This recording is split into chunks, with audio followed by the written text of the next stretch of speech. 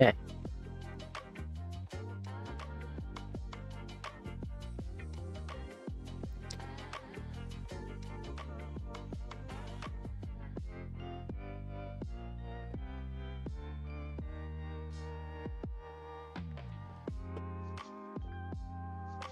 I think we got everything up and running.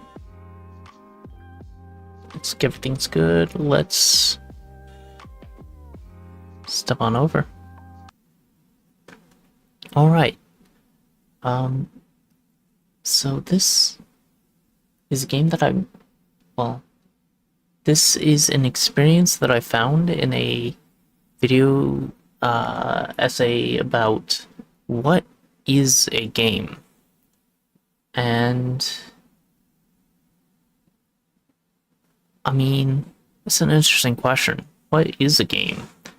The name or the term game has kind of changed over the years. In that game, they went through a few games like LSD, which is a PlayStation 1, I think it was, title, where you basically just walk around interacting with things and maybe something happens.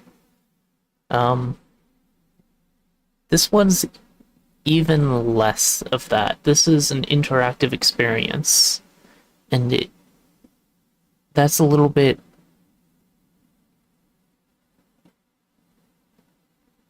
It's basically a virtual museum, which they have called in-game Museum of Exclusionary Design. The name of the game or experience itself, I'm gonna call it game because it's shorter, is Monuments to Guilt, as you can see my stream title. And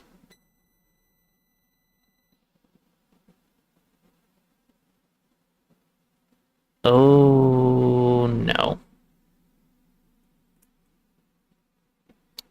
that's not a good noise. I'm sorry, my computer apparently does not like this game. Let me really quick just check out hardware temperatures.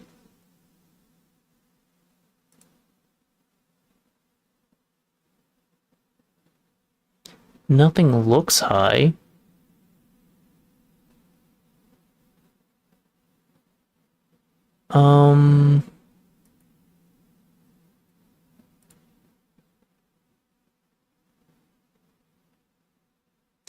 I'm not sure what that was about, but hopefully that doesn't start up again.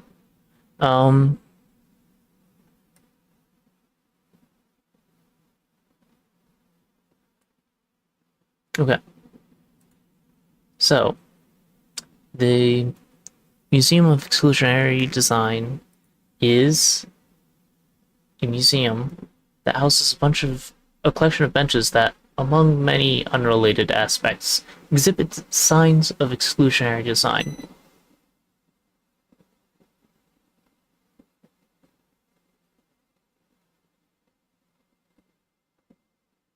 I, I'm sorry, I don't know if you can hear that in the background, but hmm.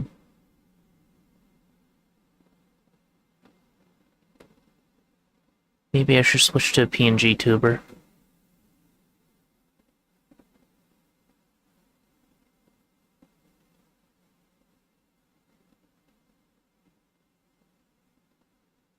That's unfortunate. We'll find out in a second. That's a yes. God.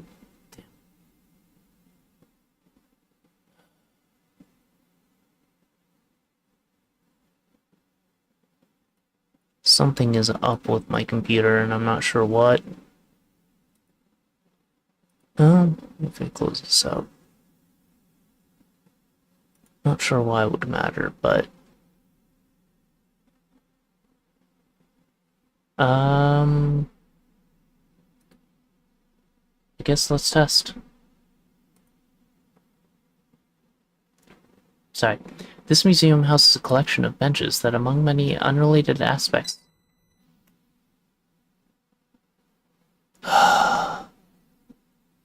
fine. Hold on. What if I do that? Is that better? Computer? Are you okay? Are you okay, computer?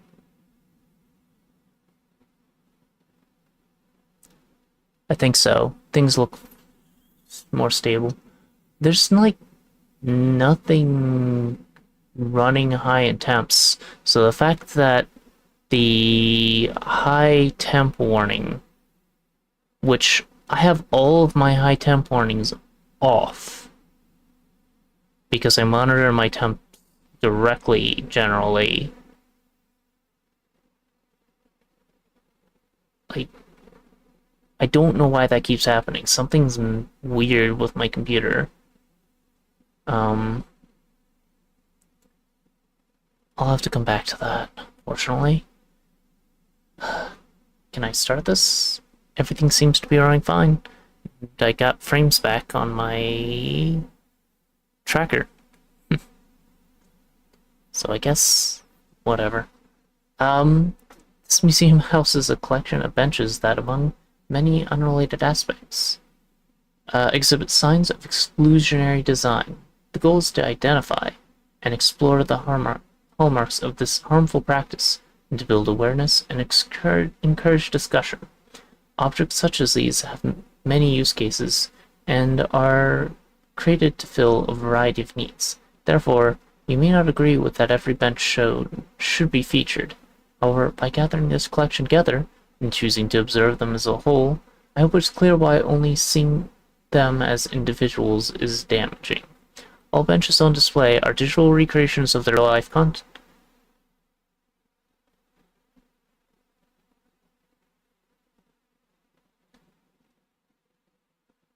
Okay.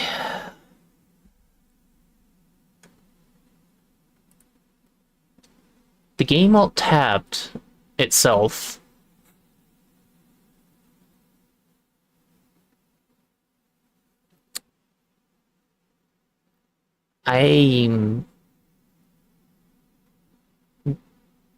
Something needs to be updated in this game, I think.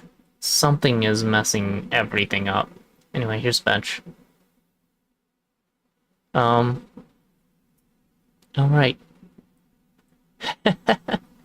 So you can make your view worse, but you can't make it any better than this. Just so you know.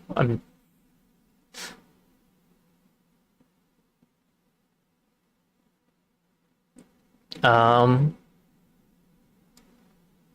All benches on display are digital recreations of the real-life counterpoints. While great care has been taken to ensure accuracy of form and texture, there may be small differences due to the constraints of this digital medium.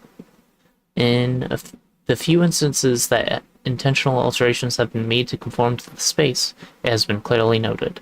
Whenever possible, location coordinates and names of those associated with and credited for the bench's creation have been provided. Alright. So, this one is provided free of any sort of mention because this is a very standard bench. This doesn't have exclusionary design built in for the most part. It's just a wooden bench. Now, what does it mean by exclusionary design? We're going to be getting into that in a second. But there's a big reason that this is something to be called out. Monuments to guilt. Our value in the public bench has changed. What was once a place to rest for all is now merely a place to perish for some. This museum displays variation of the public bench to inform the unaware of the practices of exclusionary design. It explores how design, architecture, and art are being used to mask this harmful practice of othering. By examining the design of our public benches, we can see what our society truly values in its public, and for whom, increasingly, the word public no longer applies. While exclusionary design is used in many corners of public spaces and comes in countless forms, this museum chooses to highlight and make an example of the public bench. Once seen through the lens of exclusionary design, we can begin to recontextualize how we see our public benches. We can shift our perspective of these objects from places for us to sit to monuments to our guilt for those we choose to ignore. By accepting this inconvenient burden of guilt, instead of pushing it away or contorting it to anger and fear, we can acknowledge that our guilt is telling us something is wrong, and that we wish to make a change. So yeah, here is the first room. We're starting small. And there are reasons for design in a lot of these things, but the points that will come up as we go is what are these designs for in particular and why. The why is a little bit more important. This one's accredited to No One and Nowhere. It is a classic, and I have seen this before. Classic exclusionary design. By divvying up the bench, you limit the use for one person whilst offering some vague excuse comfort to the other. These armrest dividers are the most iterated upon element of the public bench, designed and redesigned over and over in search for the perfect balance between visual appeal and limiting use cases. So, the reason why this is included in exclusionary design is, well, actually, that may become more obvious as we go, but who actually uses these armrests? The ones in the middle. They're shared on both sides, so they don't really offer anything. The ones on the side, at least you can say, well, I can use this one because no one else is going to. No one else can. So it's like the armrests and the shared armrests in movie theaters. I usually avoid the side with someone I don't know. Frequently, I'll just ignore that side in general. Or I decide with someone in general, unless it's, say, my boyfriend or something. So this doesn't really offer any benefits, but it does provide one particular exclusionary principle, and this one probably will make more sense to some people. Uh, this is the Network Rail benches in Victoria Station, London. Train stations and bus stops are traditionally intended as temporary shelters for travelers. Therefore, monuments in and around public transport favor function over form, and can be quite aggravate or aggressively othering. As a larger train station have become closer to that of shopping centers, the monuments themselves are made softer to the eye of the consumer class. So, a story. Similar benches appear in airports everywhere, and that is a very relevant statement to my life. When I was young, my first airport experience, we were in a delayed trip because of weather. And when we touched down, when we were asking for help and whether we can actually meet our next step or meet our next plane, instead of saying go to the help desk, ask them, we were told run, you can make it, and that was it. So we ran across the entire airport, only to find that our plane had left half an hour ago. It didn't take us half an hour to get from one terminal to the other. It took us like 5 minutes though, running, literally running. And I was tiny, so that was an experience. Anyway, the next plane they could find us was about 6 hours later, I think, but it was already like quite late in the night, so our quick airplane trip back home, I think it was, ended up being an overnighter. Well, not a full overnighter, because if we went out to the to the hotel, they would have offered us as compensation. We would have had less than 4 hours of sleep. We decided we'd just find a bench and sit down, lay down, rest for a bit. The airline attendants were nice enough to hand us blankets and pillows since we were stuck there until the flight. But every single bench in the entire airport was like this, except for like two, and they only were missing one armrest. So myself and my sister kind of fit onto the benches, and my parents either had to sleep upright or sleep on the floor. And on the one hand, this is sort of designed to make sure people aren't taking advantage of the space for reasons that they're not intended for, but when it comes down to unexpected happenstances, it's just a nuisance. And you could argue that maybe we shouldn't be sleeping in an airport, but we didn't really have much of an option at that point. We could have gone to the hotel, and yes, the airport would have paid for it, but it would have been such a hassle when we could have just taken a quick rest and then gotten an airplane. We found a corner where no one was, that was tucked behind everything, so it's not like we were taking up spaces that people needed. It was late at night. The airport was mostly vacated. We weren't a problem. The benches were. Now, this is just how it could inconvenience someone who isn't doing anything that the public has decided is wrong. Like, this is fairly common occurrence on airplanes. Like, and what are we gonna do? Stay up till 30 a.m.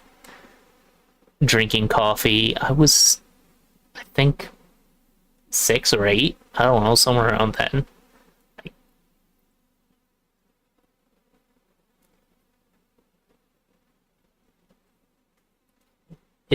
was kind of ridiculous, to say the least.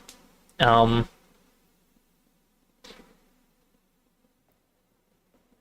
Now this looks like an entirely different thing. But it is a bit of the same idea. You can't really get comfortable on this seat. It's just there for a quick stop. This is from the Transport for London. London bus stops. We're going to see a lot of European benches, I believe, as we go. I don't know, but I think the developers are from London in particular. I'd have to actually look them up. But yeah, in the London bus stops, you can spend every day of your commute never questioning why this monument that sits beneath the well-lit shelter of a bus stop is thin and slanted. You're only ever here for a few minutes anyway. But yeah, so it is a narrow, slanted thing that you can only really barely sit on. So largely people are going to have issues sitting down on this for certain, and there is absolutely no way to lay down on it. And, well, it might make less sense to worry about being able to lay down in a bus stop. But when the buses aren't running, it is one of the few shelters that you can find from the weather in a lot of places that you can just sit in at any time. So making it so it's harder to sit in is not particularly great. We'll be touching upon that a little bit more in a bit. I don't know if the museum itself touches on it, which is why I don't want to get into it just yet. I have some thoughts prepared on the matter, and I'll be getting to them soon. This one by Factory Furnace in Besançon, France. I don't know how to pronounce that. So we're used to seeing armrests break up the public bench. We don't question it when they drop the pretense of being a surface restaurant, even when their form better reflects their true intentions. We accept that this is just what a public bench is. This is commenting on the fact that we've seen these sorts of designs so often that when we just see it like this, it's like, oh, that's just an artfully done separator now, but the separators clearly don't have a purpose other than separation. And what really does that offer to you? So if you're a family of 4, 2 adults and 2 small kids, you can't use this bench anymore. One of you has to stand. We've othered one person in that conversation. And to what benefit? What do those things provide that moving them doesn't make better? There is no point to this design except to make the bench less usable.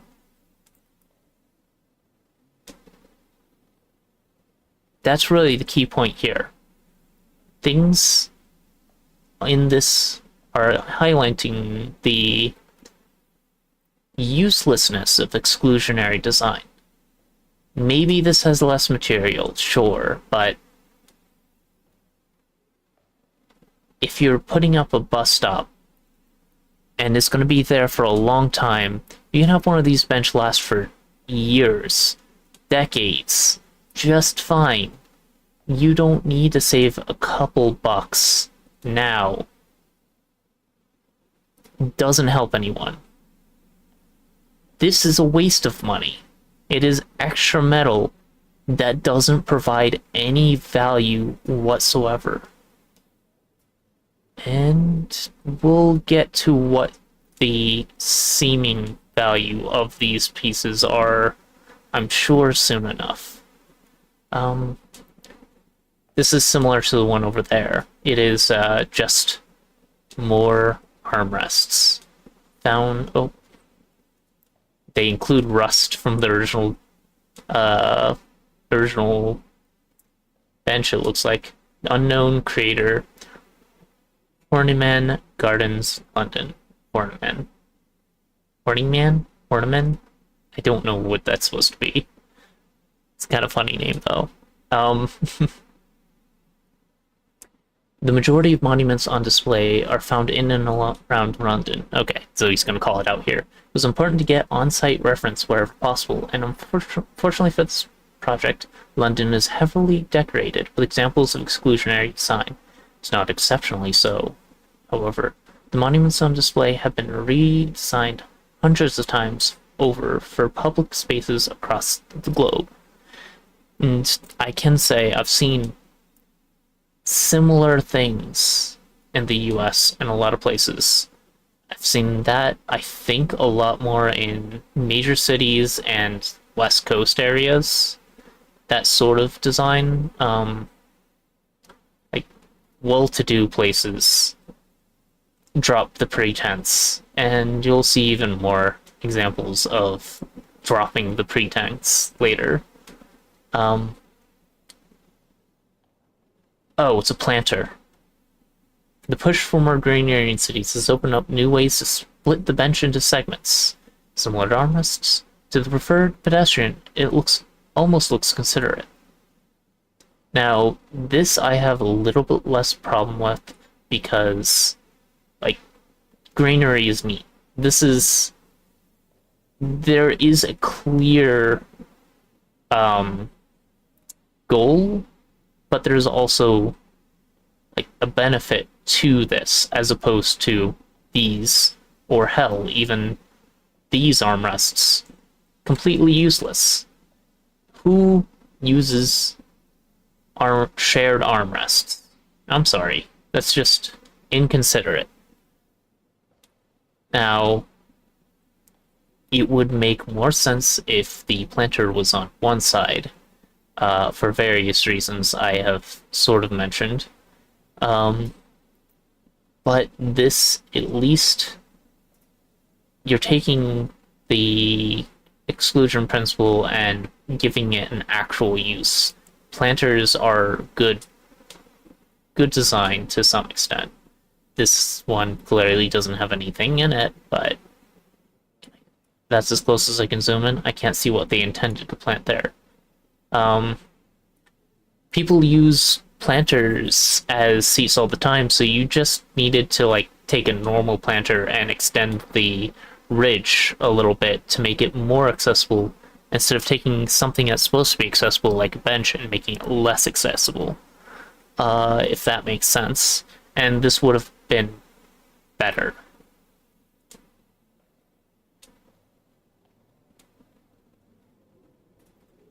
I like how they try to make this look like an actual museum space with like access panels. It's a cute touch. No flash photography, no eating or drinking, no sitting or sleeping. Please do not touch the artworks. All these benches, and we're not allowed to sit. How appropriate. So here we are. These are actually all numbered. So we can take a look at the order that we're intended to go in. And I've sort of been going a little out of order. But from number 6 there, we are apparently supposed to go not this way, but this way, which seems a little off. Touch. Because this is a dead end over here.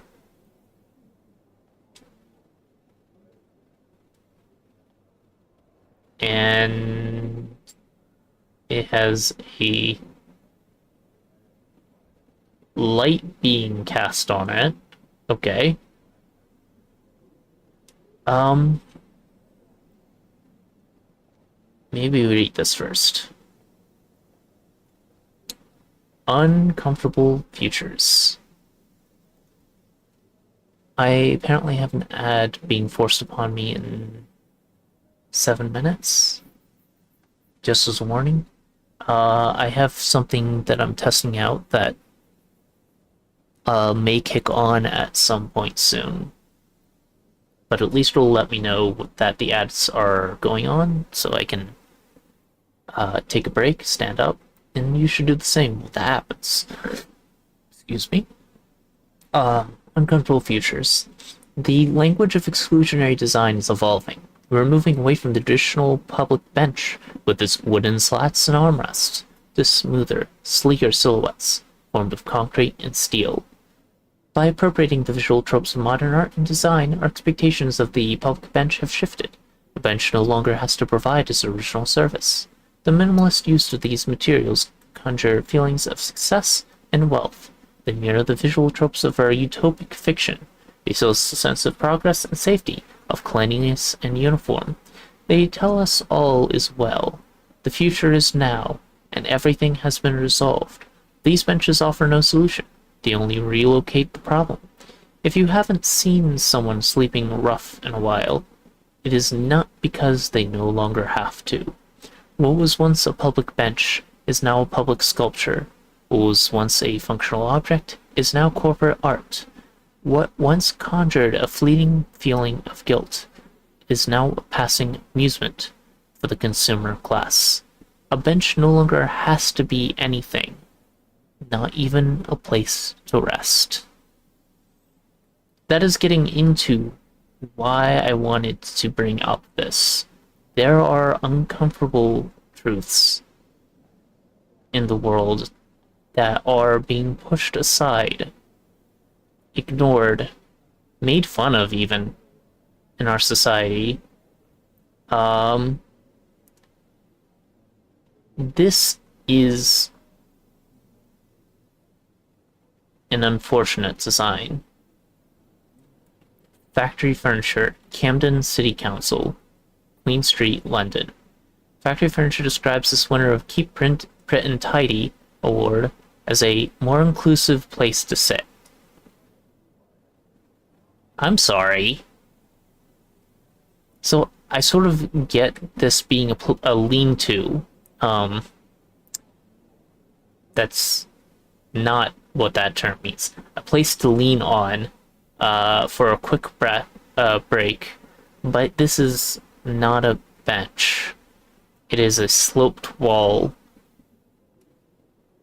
The design itself allows for water to roll off, which keeps it dry and usable for more time, and that is probably the major appeal to it.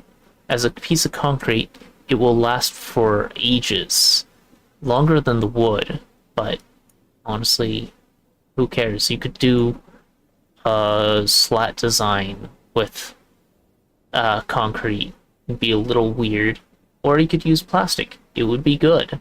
It would well, plastic isn't necessarily good. We can get to that later. Steel is fine.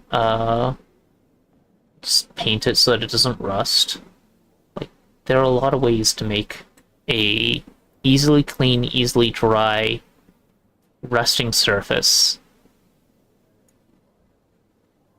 work.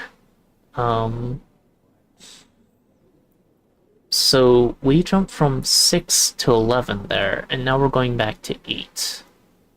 9. Where is 7? Here is 7. This is definitely intended to be more artsy. So 8 is over there. 23 is over here. It doesn't really keep a semblance of order, so maybe I will not. Anyway, this is similar design. It's another Network Rail thing. Victoria Station, London, of course. But yeah, I've seen similar designs where it's just kind of the bench is weirdly angled and it's got a bunch of different slats. Yeah, I don't usually see different colors on each of the slats like this, but that is the thing. Again, useless armrests because they're on the inside, not the outside, so they're shared, and no one uses shared armrests. That's just rude. Hello.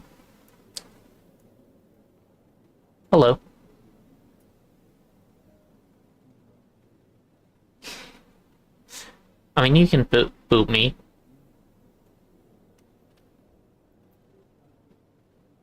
Um, this is, you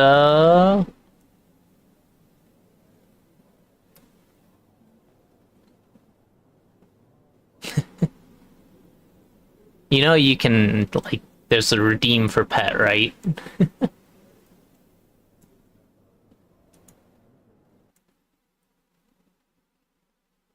Oh, wow. My mouse did not like me alt-tabbing out. It's, this one.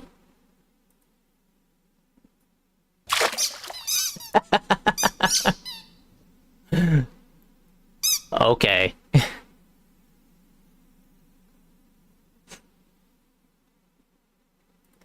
Fine then. Alright. So this is a similar idea, but different in practice. By making each of the seats raised instead of lowered, the lowering would be via armrests. This makes it still a broken up section that can only be used in certain places.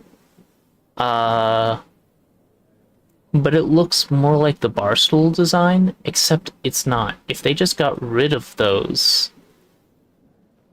while keeping it as a usable surface, then this would be able to fit more people when necessary, or heck, people could use it in ways that have decided a bench is not for.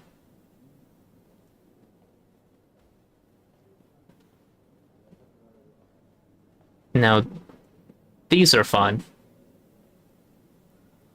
Unknown. Ikebukuro Nishiguchi Park, Tokyo. Monument 9, behind, is no longer at the mentioned location, has been replaced by Monument 10. Both monuments have been shortened in length to fit within the space. Their length does not impact their exclusionary features. This is a similar idea to the sloped bench. I don't even know that these were intended to be benches, were they? I wouldn't be too surprised, though. That one I think is. I'm not sure about that. It doesn't look to me like a bench. If it was a bench, that's a terrible design.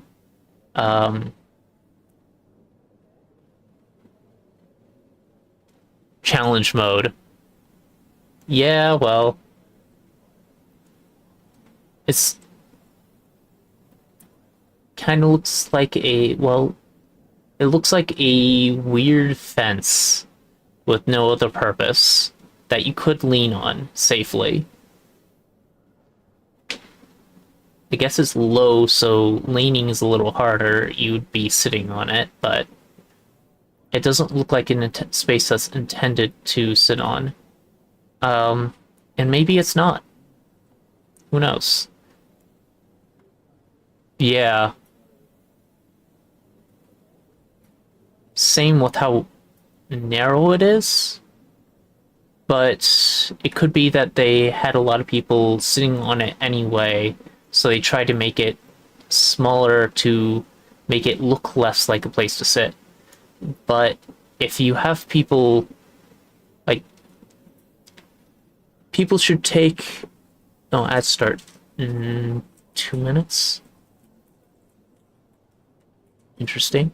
Wonder if that actually worked. I have something going on in the background that I want to check.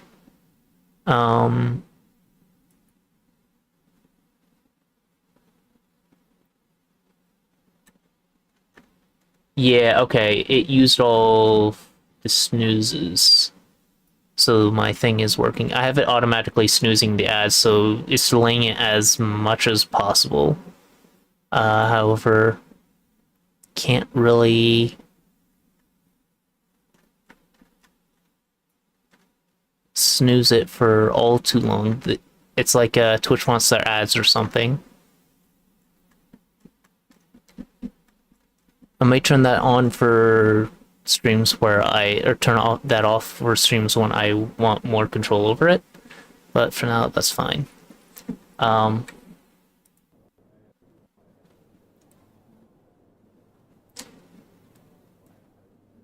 Yeah.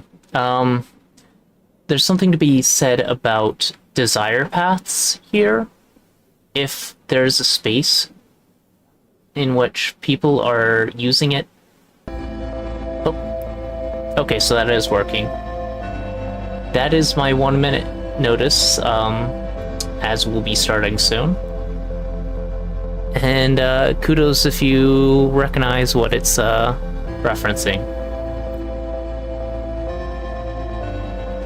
We can get more into how public spaces should be designed when we get back. And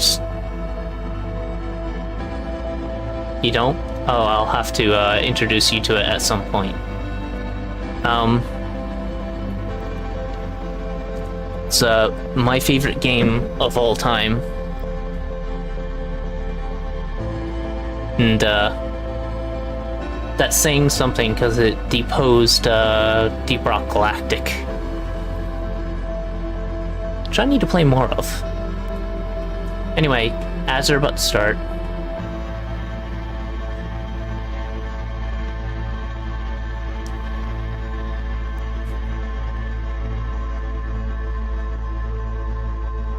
Okay. Well, with ads going, I can play around with the stream a little bit.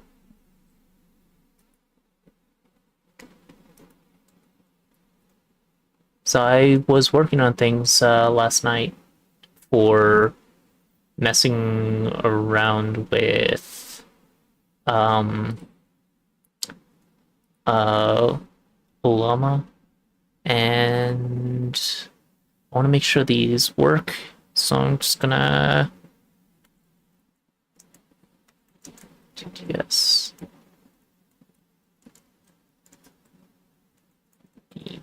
real quick. Testing the TDS redeem real quick.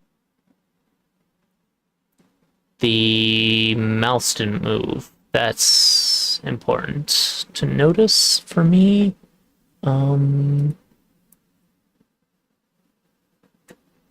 TDS redeem should have had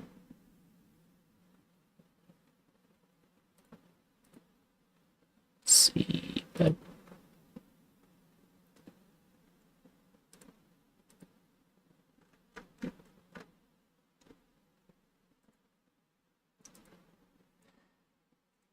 Hello, my name is Bad Cat. No, that's really dumb. I see nothing wrong here. What are you talking about? I see nothing wrong here. What are you talking about? Yep, so what am I getting wrong in the setup?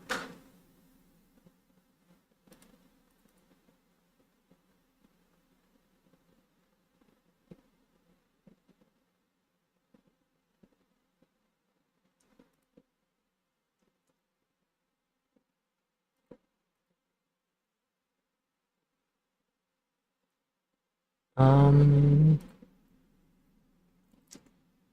a good cat. Any ideas why my animations aren't working?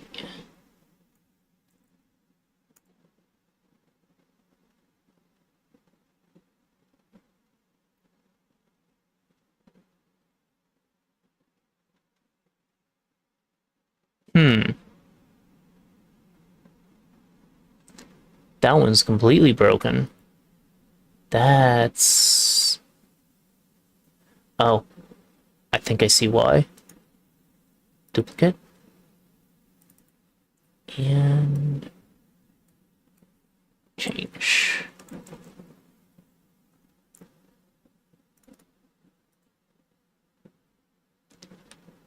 Figured I'd do a little bit of, uh, testing while, people are away on ads. You didn't miss anything though, just me messing with that. That was certainly one thing. Uh, let's see if the animation is working now.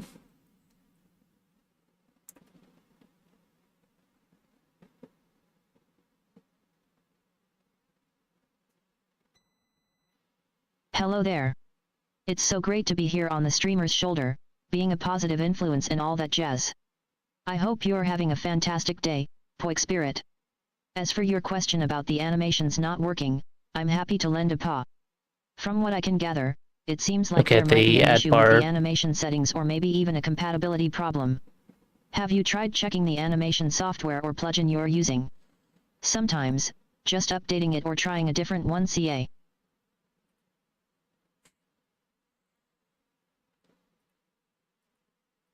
I actually think I know what the problem is, and I'm not pleased with that if it's the case.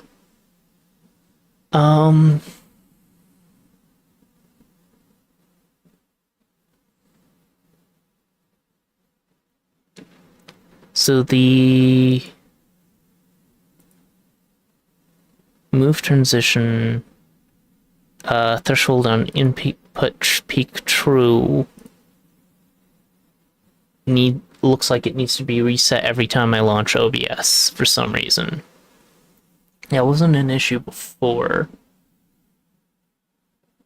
I'll have to look and see if there's if other people's having this issue.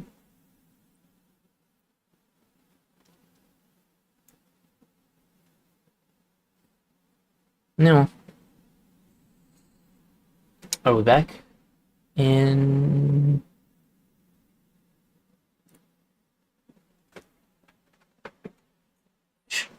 refresh this so I can see.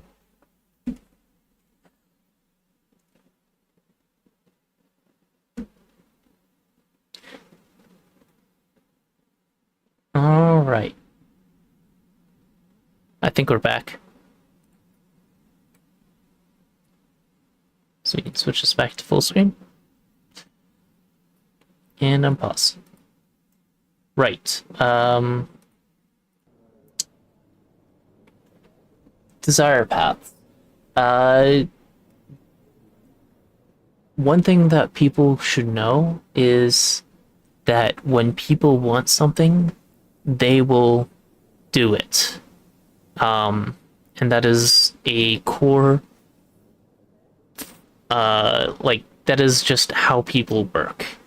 And you shouldn't be trying to change their, change how they're interacting with the world to some extent. Like, there are things that they shouldn't be doing, but like places they walk, unless there's a severe issue with that, you don't mess with that.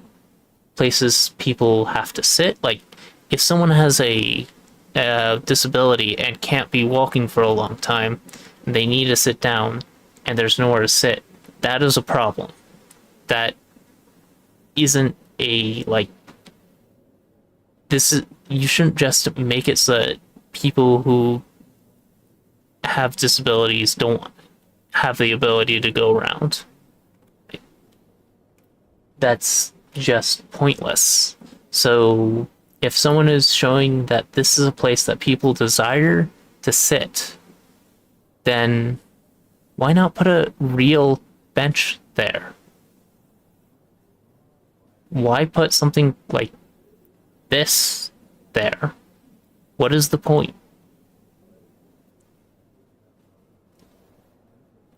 To some extent, the bottom one takes up very little space and can be used to guide people in a way that you can just step over.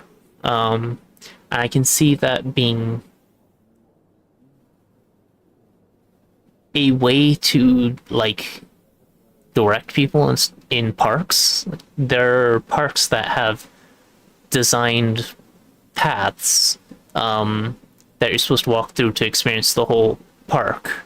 That doesn't mean you need to force them into it, but if it's like an art park instead of a play park of some sort, like if it's not used for just general purpose park recreation, then yeah, sure, you have people walking a certain way through the garden. Yeah, that makes sense. I don't know what kind of park Nishiguchi is. I could look that up, I suppose. But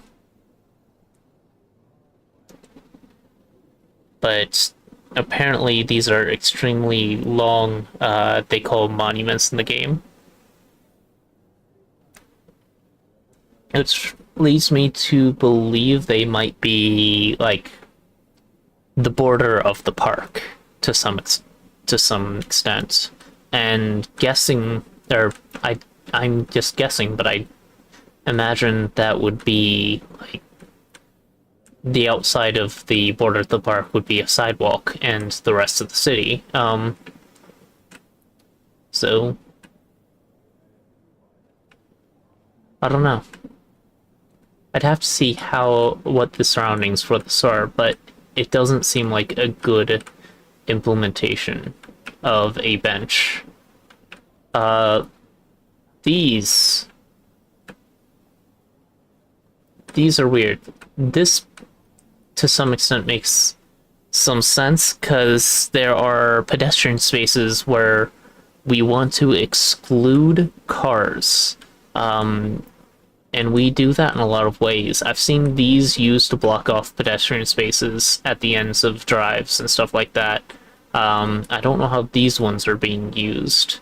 More London, PwC, Foster and Partners Architecture made these. It's in Embankment, which is a boring name for a place. London, which is a boring name for a place as well. Sorry, Londoners, I'm joking. Protecting the exterior walls of the privately owned land of service from PwC from loitering. This is less of a bench and more of an ethically palatable redesign of what are effectively human-sized pigeon spikes. You can still lean on these, and if this is how close they are to the wall, it doesn't prevent certain usages. I'd have to see how this is used. Human-sized pigeon spikes. They actually have those. I think they're actually on some of the later benches. Alright,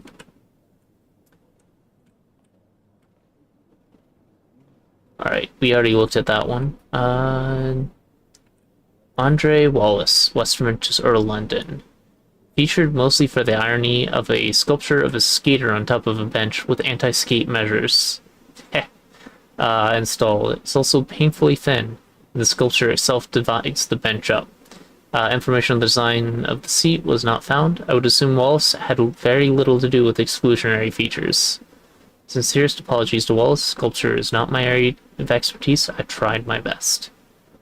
So yeah. Keeping people from skating on public benches has been a long-standing thing for a while, and that's what these are for. They're to prevent people from grinding on the bench. If they tried, it would launch them. However, I doubt they're going to be grinding with those. It'd be more likely they went down the center to begin with. However, not with the statue here. And the statue does waste space. This is a very thin bench, but I've seen worse. And it doesn't look comfortable, but eh. It's an art piece. That's interesting. We've seen armrests used as exclusionary dividers, but this looks like it's intended to be a backrest. Shiro Studio Metal Coal, unknown location. So I'm guessing they found this on a website reporting benches for sale, and not a place where they would be. Please do not touch. Even this cleanest hands leave marks on damaged surfaces. True.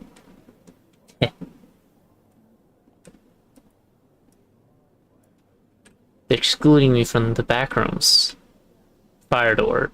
Keep shut. Fair enough. That'll pop open when there's a fire.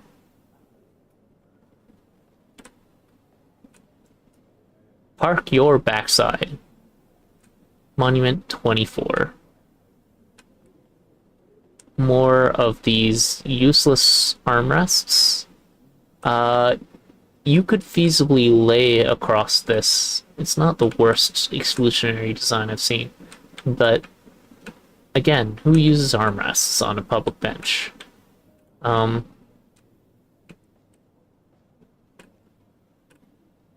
It's limiting the amount of space usable by each person, in preventing certain uses of this bench. Unknown, Bankside, London. Then we got 19 over here, which looks neat. It's got two sections of bench, opposite sides. I don't know what this upper part is for. Like, I would imagine you could possibly lean on it. It's about the right height to kind of do like a bench high seat. But that does mean someone's sitting right next to your head if you're on the other side, which doesn't seem particularly comfortable. Or you could just make this a standard bench, and that would probably be, or two standard benches. You could say this is trying to save space, but at least it looks neat. I've seen worse. And you can sort of use that slope as a headrest too, sort of.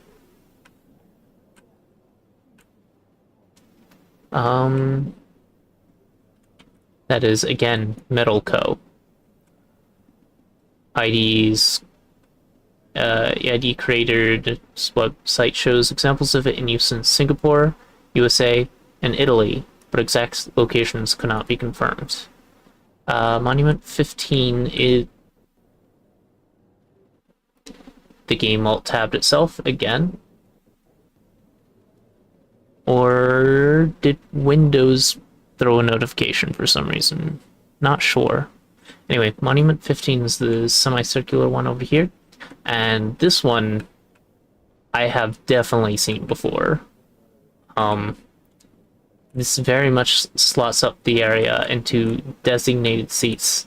However, they have a lot of different sizes here, which is interesting. It is all bowl-shaped, though, so you can not really Like, this is weird. Um, um, oh, Fukuoka. I might have actually seen. Did I go to Fukuoka? Fukuoka. Sorry. Um, I think I've been there. Anyway, this is by Excofet, 1886, Toyo Ido and Associates. One of four locations. The location given they laid out to create a circle. So there'd be four of these, I guess, or more.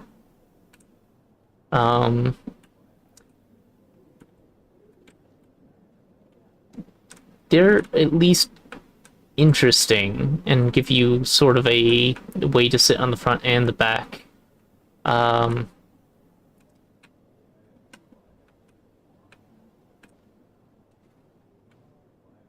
London's burning, pour on water. What?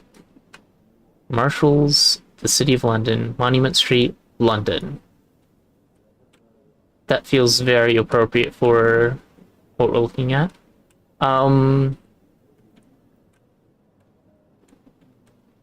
To some extent, this has less exclusionary design than a lot of the other ones. You could easily sit across these that are being used to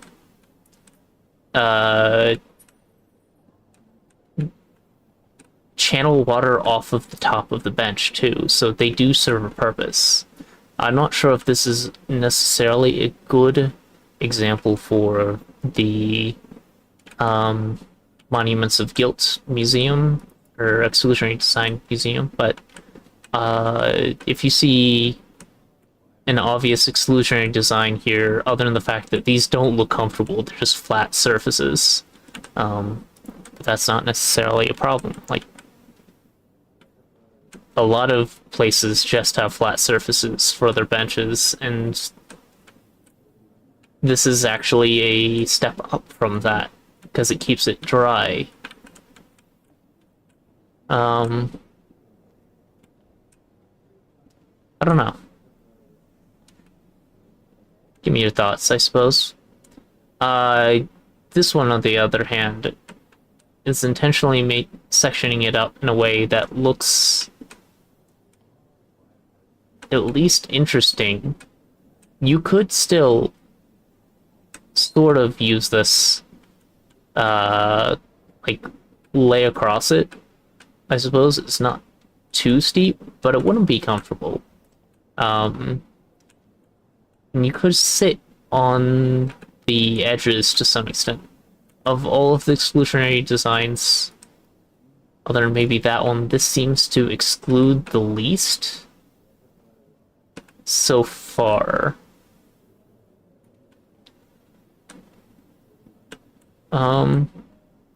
But yeah, the idea is to break up the space into separate portions, so to try and keep people a certain different distance apart, keep people from like doing anything but just sitting on it, and it like cradles your butt a little, right? Right? That looks nice, sort of. Area street furniture unknown reference based on images from their website. Area declined to give location information of products sold.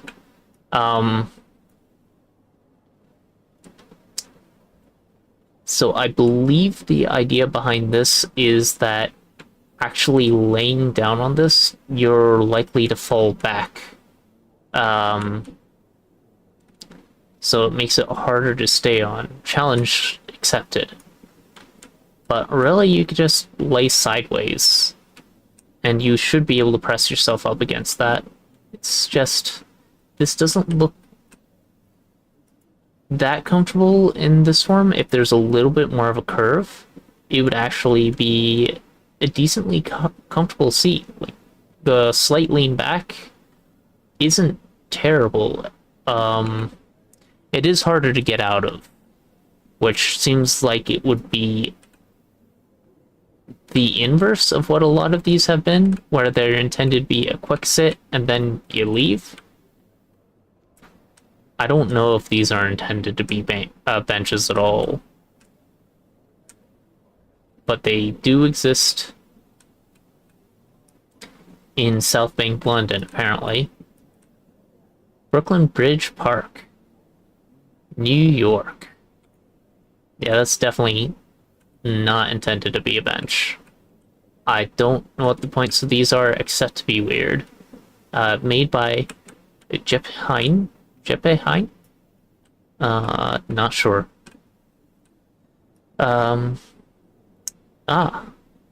They have a little QR code if you want to learn more about this bench series. There are only 2 spots here that could be used as a bench. There might be 1 spot here that can be used as a bench, but this could be like somewhere you lean on, basically. And that's about it.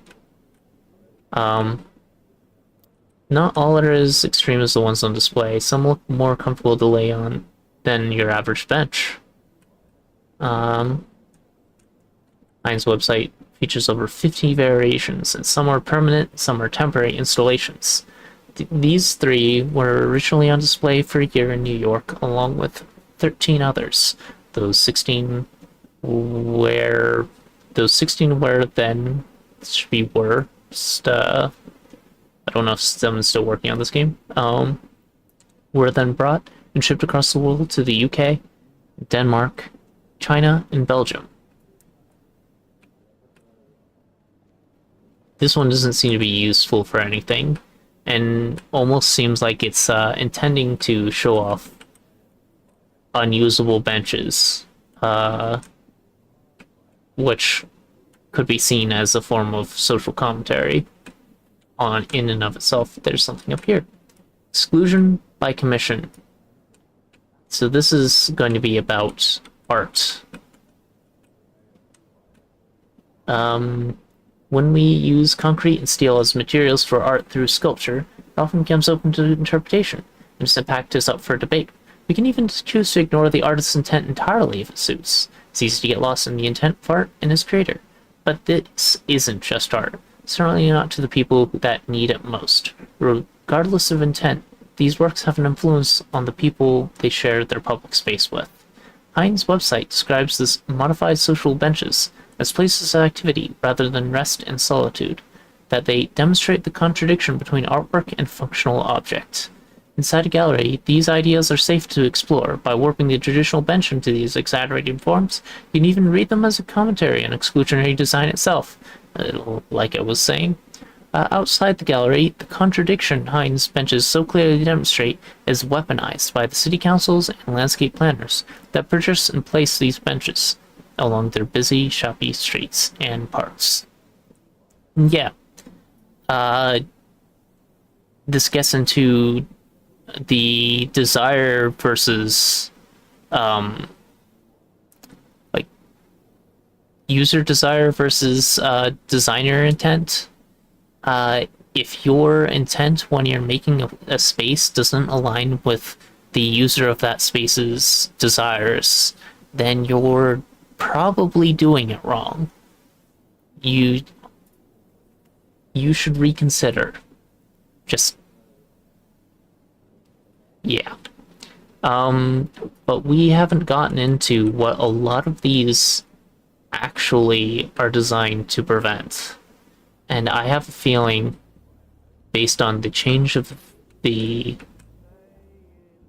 general look, this is going to be where we shift into that topic. Blame. A public bench appears overnight, with no evidence of who was contracted to install it, no trace of who manufactured it, or who provided the raw materials, nothing about who designed it, nor the landscapers that planned out its placement or which architecture team they were directed by. Again, we have where instead of were, but we can ignore that. It is often unclear who even owns the land, and if it's private or government funded, and who commissioned the redevelopment in the first place. At no point can we pluck out a single name and point out our fingers. Calling out those involved in the production of these monuments is not an attempt at blaming, or to inspire direct approach/action. Cutting the work is a reminder that actual people had a role to play in the creation of these objects. These monuments exist as a result of a series of choices from a long line of individuals. While most often we cannot speak to the intent of the choices made, we can see the impacts of them. We can recognize that individuals, unknown to us, are making decisions about how we use our public spaces. Those few unknown individuals are defining what public means for all of us.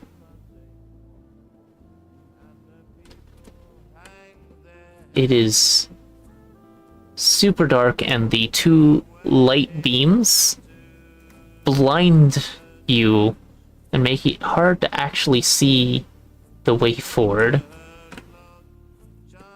So you can't let your eyes adjust to the new space.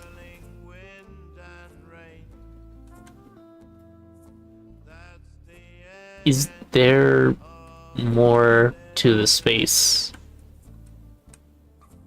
When the sun shines on Wigton by Bongo Mike, Extremely Frank Jeremy, from their album Away from Tube Trains, released online by 33 Jazz. Okay. Looks like this is the end of the Monument of Guilt.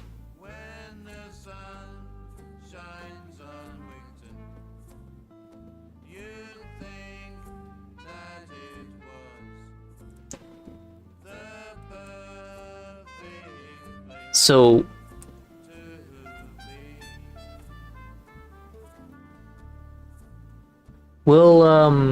let's talk about what a lot of these exclusionary designs actually are intended to break up. It has been decided across the world in many different places that homelessness is bad.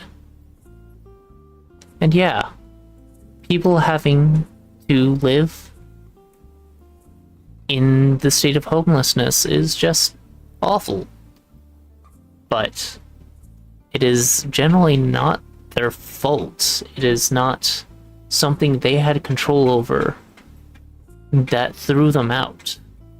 And yes, the leading cause of homelessness is addiction, and there's this huge stigma about saying addiction is not the fault of the person who is addicted. A lot of the time it is the fault of their genetics. There are other things at play. The opioid epidemic was partly because of doctors, not the people who are getting addicted. Like, pointing your fingers at someone who has an issue and making fun of them for it, excluding them, denying them help, doesn't help anyone.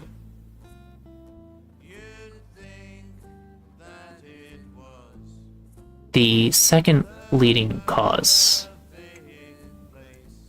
of homelessness, of course, alt-tabbing out, turned off the music. My bad. I wonder if making it not full screen, instead changing it to a windowed experience, will keep the music on? Probably. And allow me to alt-tab out. Nope, it doesn't. Losing context causes the sound in the game to turn off entirely. Well, that's fine. Shoot, I just had it up. Is it here? Yes. The second leading cause of homelessness is domestic violence. And anyone who says that, that is the fault of the person who has become homeless, really doesn't have a grasp on reality. Nationally, 50% of homeless women and children are fleeing domestic violence.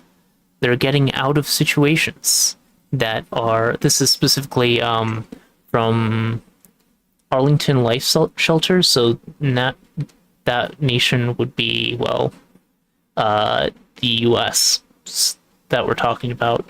But I'm guessing that these statistics have some generality. I know that different countries have different causes. And in many places, the healthcare is better, so that won't be one of the as large of a cause of homelessness. But mental illness, I think, is still worldwide a leading cause of homelessness. But yeah, people who are stuck in bad situations are trying to get out of it. That is a very common source of homelessness, and they don't have anywhere to go. We've decided as a people that they don't deserve somewhere to go, and these benches are monuments to that. They don't get to rest, they don't get to sleep in these spaces, and we don't have enough spaces for them to move into a place of their own.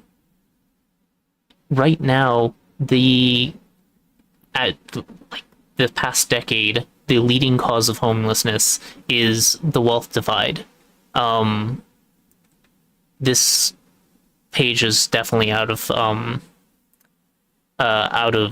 date. According to the National Alliance to End Homelessness, which I'm pretty sure this is also America. Yeah, DC.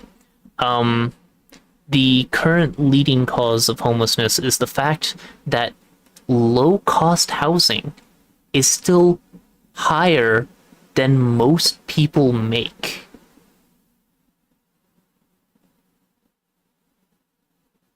That's ridiculous. On average, houses cost, like rental cost, I think 75% of the average salary. In a lot of places, the average price is more than 50% higher than the average salary in that area. Mostly in cities, which to some extent, yeah, you can live outside the city. Then your cost of living goes up because now you have to travel, and a lot of places in the US don't have public transport. So the more expenses get thrown upon people, the worse this is going to get. And once people become homeless, you don't know how hard being homeless is. There's a lot of things working against you. There's no reasonable public place to go get clean. You have to pay for gym membership to get access to a shower, basically. A lot of homeless shelters are full, and a lot of them are pretty exclusionary for one reason or another. People are trying to work on that in a number of places, but yeah, there are a lot of issues.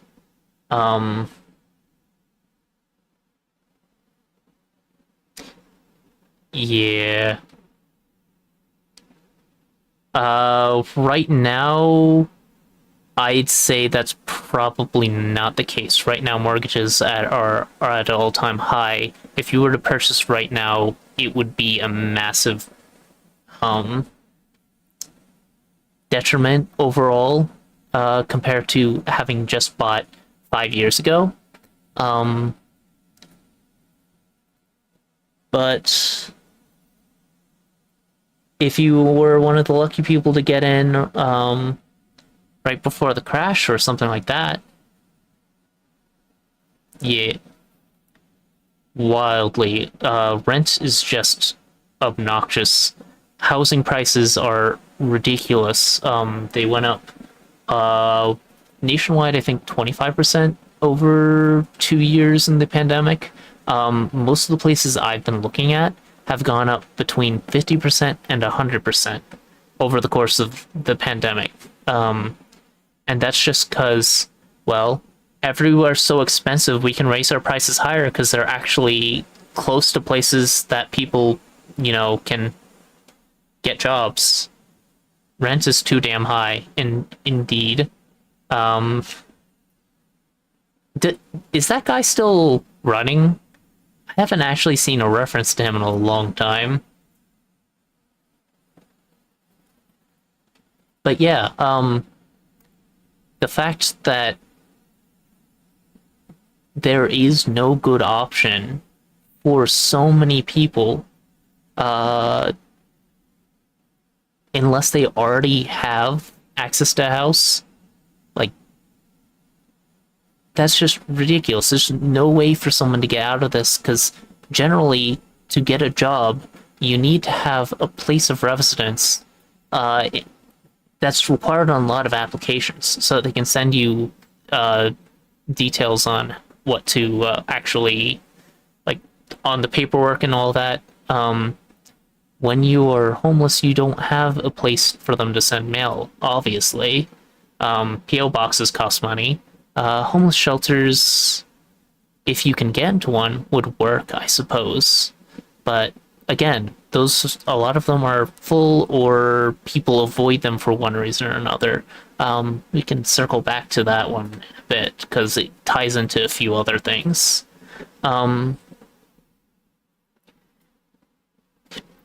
Actually, holding down a house is, or a place to, having a place to live, having a roof above your head, having basic necessities is extremely important to health, and not just physical health. It's important to psychological and behavioral health. Like, people who haven't experienced like mental health crises probably wouldn't quite understand how hard it can be to get into a stable routine. Get yourself into something resembling normalcy. But if you don't have the option to even exist safely, how are you supposed to treat any of these things? It's a little bit easier to say, if you have a broken leg and nowhere to rest it, of course it's not going to mend. And that goes for physical malady as well as mental. Like, there are mental illness does require as much, if not more, effort as physical malady, and it is as common, if not more common, than physical malady. Just people pay attention to the physical malady if you can see it, or you can have evidence of it, whereas a lot of mental illnesses tend to be invisible, so they just get overlooked.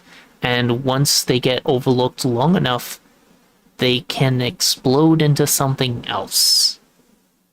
A lot of these mental illnesses, well, people try to self-cure themselves. That's a very common reason for addiction to come up in the first place. For one of the most over and under diagnosed illnesses, ADHD, there are reasons for that statement. Since it's become such a stigma now, it's hard to get actually diagnosed right now because it was overdiagnosed a little while ago. And yeah, people don't really give it a fair shake. But one of the ways you treat ADHD is through basically prescribed methamphetamine. And of course, meth is such a dangerous drug. So getting it outside of prescription, well, is dangerous. But a lot of people turn to these things because they make them feel normal. And because they're not taking it prescribed, controlled, with known quantities in out day after day, without someone who knows how to properly treat the symptoms, um, without any help for when the symptoms are popping up, like they're going to go in harder and harder because this is something that made them feel normal, and to get back to what made them feel normal or better in a lot of cases, they'll have to take more as the high wears off, and this leads into a cycle. This isn't the only place you can get addiction. This is just a common one that's relevant to, in particular, our area, since apparently there are a ton of meth labs up in the Appalachias. But yeah, a lot of addiction stems from trying to find normalcy in something, or even trying to find happiness that they're not finding elsewhere. And a lot of these things are because of something else. Say, alcohol because of domestic violence is a common one. Meth because of untreated ADHD. There's a lot of other things that people end up turning to, and abstinence only programs don't work. This has been proven time and time again. Instead, having what is it called, the thing where you work with people to prevent abuse, as opposed to completely ruling it out. I can't remember what it's called. But yeah, there are programs that have been proven to help, and abstinence only is not one of them. Mental illness is the third leading cause of homelessness, according to Arlington Life Shelter, and that seems to check out. It's not just that, though. Just in general, healthcare is hard right now, and once you lose access to healthcare, any sort of illness at all becomes a major medical or major financial hurdle, or just something you have to live with. If you can't live with that and hold down a job, well, you're shit out of luck, because no one's going to help you out at that point. And that's where the ACA sort of came in, and Medicaid as well. But there are definitely issues with that have been people have tried to approach for years, and have been shot down for years by people who think that homelessness is a choice. I'm oversimplifying their thought process, but that is the sort of idea that comes up in those sorts of thought processes. Generally, people don't choose to be homeless, they have it thrust upon them. Job loss, underemployment, well, that's been a thing going on in ebb and flow for a while, but we don't have a safety net in our nation for a lot of things, and so job loss, you lose your healthcare access pretty quickly. And in my case, when I lost my job, because I lost my job due to illnesses that I have that haven't been able to get accommodation for. Um, I am fine. Don't worry about it. Uh, I have to preface that, I suppose. I can take care of myself. A lot of people can't who are in my situation. And that's why some of these things are very important to discuss, because these affect people. And if I was in under different circumstances, this would also affect me, of course. Um, I would have. I've been meaning to help out at local homeless places for a while. Soup kitchens, free fridges, and whatnot. So this isn't like me recognizing this position I'm in, how lucky I'm having. I have it. I've been wanting to do this for a while, but I really should take some time and concentrate on it soon. But yeah, this you lose a lot of your support network just losing a job. Um, there are people who don't have a family to fall back on. There are people who don't have friends to fall back on. Um, for a reason or another, domestic violence, cutting you out from a household, is one of them. But we've already discussed that. Unemployment. Since I got a site or a what's it called, severance package, I did not qualify for Medicaid, and the severance package won't cover the rest of the year. So this is coming out of what I have planned to be for retirement slash eventually transitioning to volunteer work, which I had always kind of planned to do. Um, so yeah, I had made plans that I had to cut short, but at least I have the ability to sustain myself. Other people are not as lucky when they get cut out of healthcare and have no way to attain reasonable healthcare. That can be life ending, even. Um, Not just like, economically, or not just financially. Although a single ambulance ride can be more than a month's worth of pay, um, more than several months worth of pay, um, let alone the actual treatments.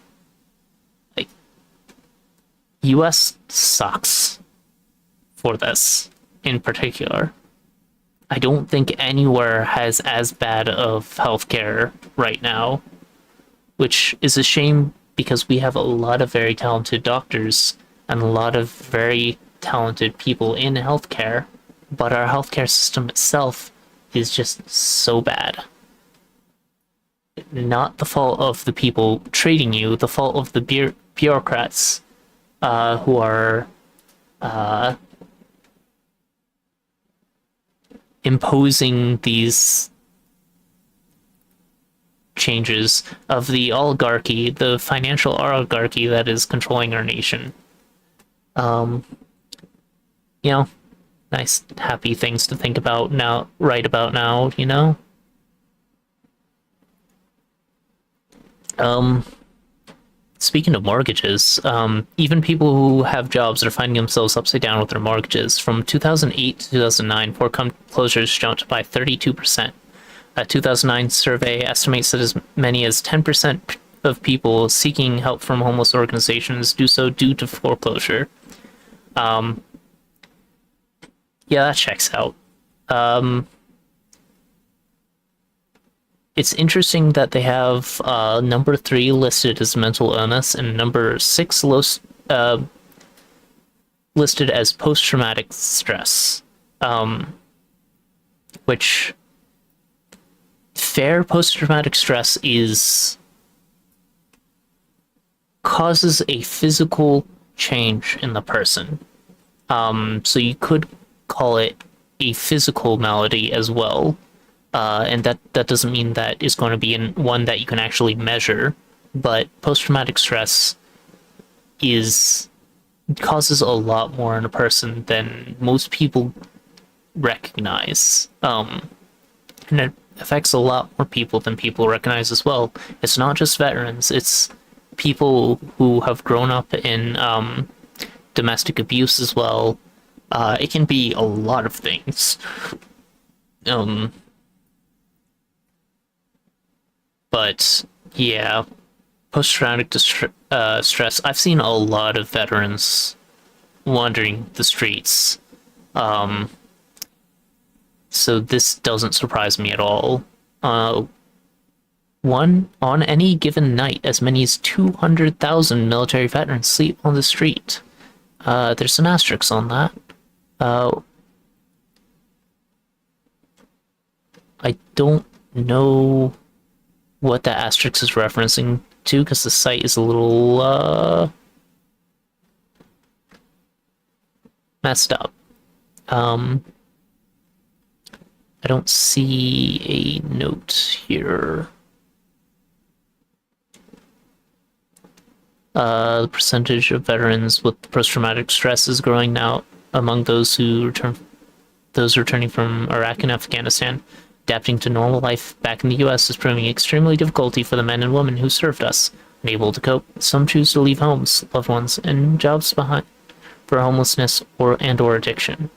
That is the asterisk probably refers to the source. Coalition, National Coalition for the Homeless.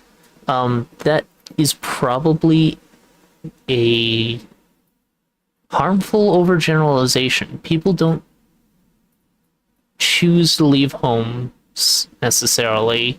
A lot of them may be kicked out due to violent triggers or other issues. Others may not be able to cope, as they say, and have to get away from their loved ones for one reason or another. And you could see that as a choice, but then you've never had the displeasure of a mental illness before. I don't understand what that's like.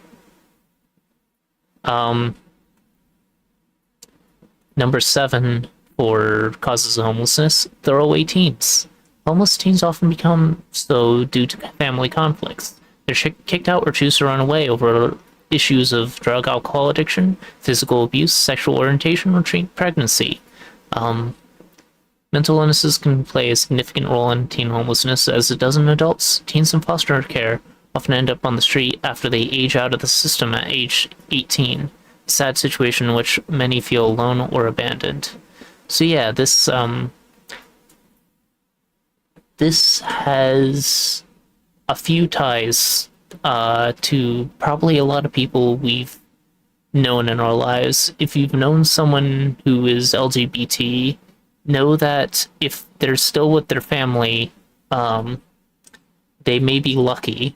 There are definitely a lot of people, particularly in less educated regions such as Alabama or Mississippi, where it seemed to be something worth kicking a child out for. And there's just a lot in this. Teens who get kicked out on the street, they're not old enough to figure out how to take care of themselves. They're not old enough to figure out where to go. And maybe their guidance counselors have a clue, but generally they're just out of luck, and this has become their new normal. They'll find somewhere to live on the streets. It's hard enough for adults to put up with that. Oh hey, you have rated an extremely depressing conversation. But welcome. Hi, Galaxy. At some point I was thinking of changing it over from this to something a lot more lighthearted. But I was taking a look at Monuments of Guilt, which is a interactive museum. Yes. And discussing it's not just Not just necessarily homelessness though, because these there it showed how they're using that. Okay, it's they're putting it up against little. I see. But a lot of these exclusionary designs don't just affect the homeless. They also take what is a public service like benches and turn it into something where you can still use this to sit, sure, but you're losing out on comfort in some of these designs. You're losing out the ability to sit next to your loved ones, although two people probably could sit in that. A family of four could not use. Where was that one bench? Could not use this bench easily, and that's like it was two parents and two children. If those weren't there, they could easily all fit on this bench. There's no reason for those to be there. They don't offer any purpose except to break up the space into three exclusive sitting positions. Granted, you could sit back to back with someone, but if this is up against a wall, that wouldn't be the case. So yeah, that you're removing function in putting in things that don't necessarily benefit anyone. No one's going to use a shared armrest unless you really want to make someone uncomfortable or you're sitting next to your hubby. Like, shared armrests are the most awkward things in existence, and there's no reason for them to exist, even in movie theaters. But in movie theaters, they make it easier to fit more spaces together, I suppose. Yeah. But generally, a lot of these things are put up because they want to prevent people from using these spaces for a long time. Say if they need to sit down comfortably due to, say, physical malady, if they don't have the ability to sit here and be an eyesore anymore, because, you know, that's how people view the less fortunate. They're eyesores. It's not just the homeless, it's anyone who could need these spaces. And it's generally the people that have the largest need for these spaces that are looked at as the biggest burdens. Homelessness is probably the largest need for publicly available comfort spaces, but they're not the only ones.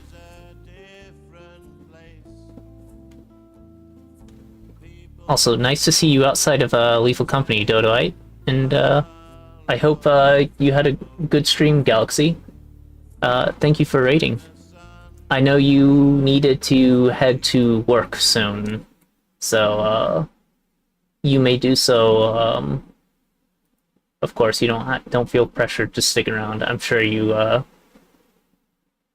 already were planning to disappear at some point.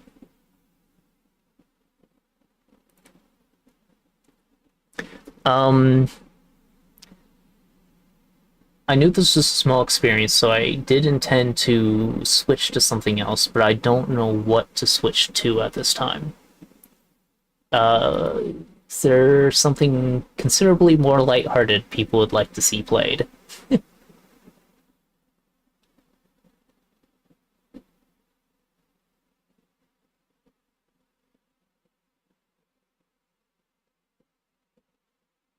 But yeah. In general, designing these spaces to get rid of eyesores hurts people who don't really have other options. And homelessness isn't a thing that people choose. It is something that is thrown upon them in large majority of cases. So kicking a person when they're down isn't a good use of resources. Um,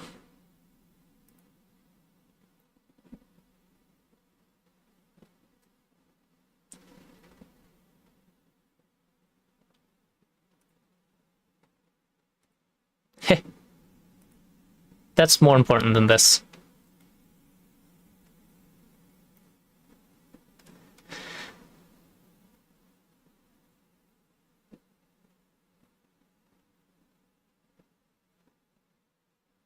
Hmm.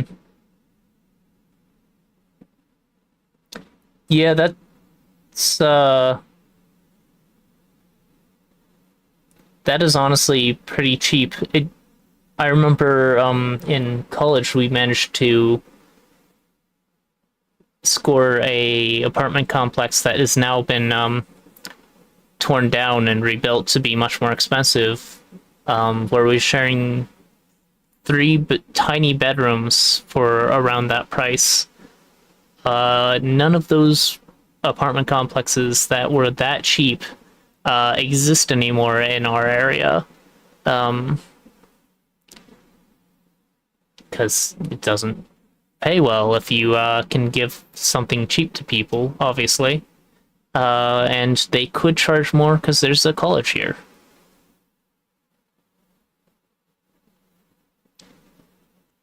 170K. I haven't even found a 170K home in this area.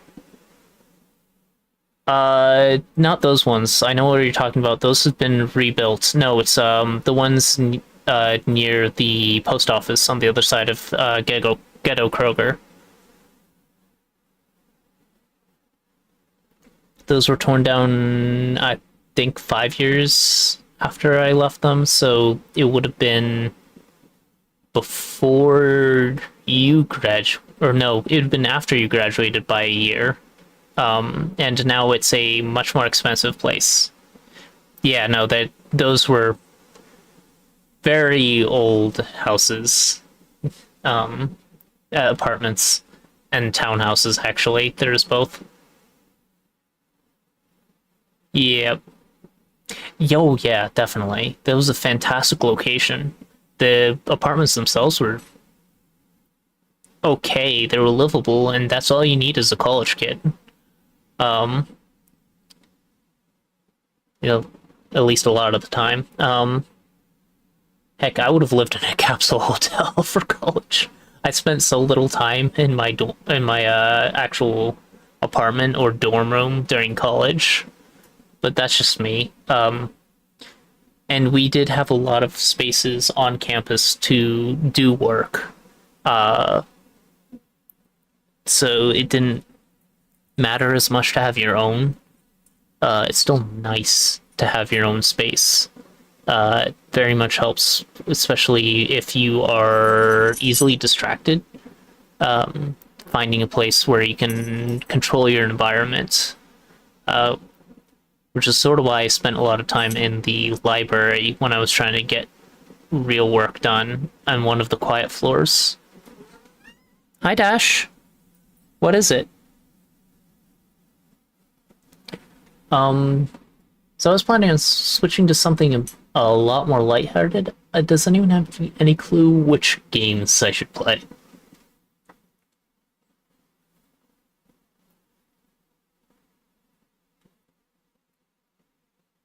Yeah, Lafayette is a slightly better area in Louisiana, if I remember right.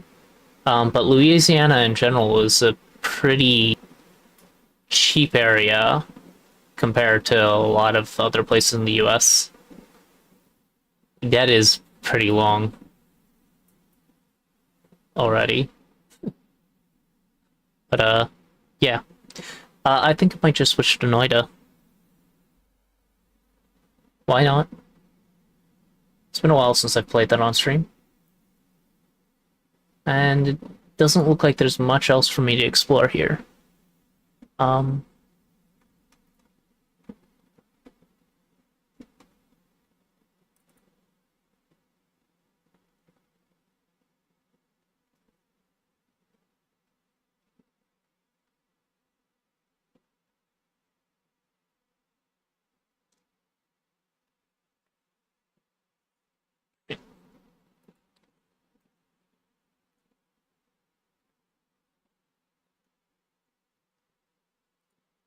See if we can actually get it to... There's... that. There we go.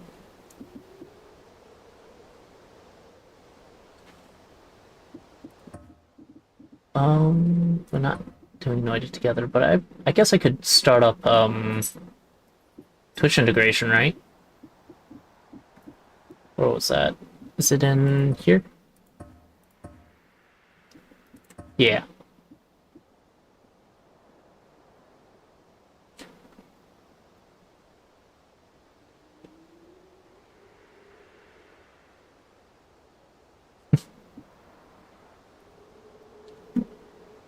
What's we got? I mean... Hi, Dash. Ow. Mine.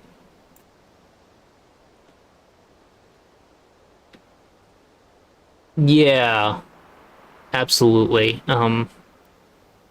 The idea would be that a house you could pay off and then it's equity for you. I noticed, and now she's getting it, and she doesn't seem to be very happy about it. And yeah, right, baby girl? She's at least comfortable. I don't think she wants to be held upside down, though.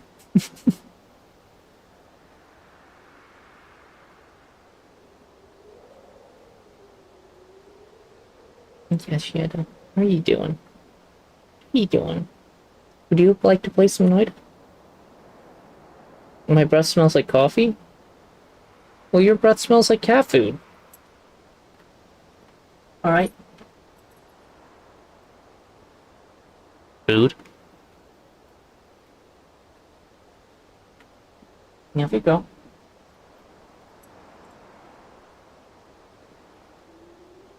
Install streaming integration mods.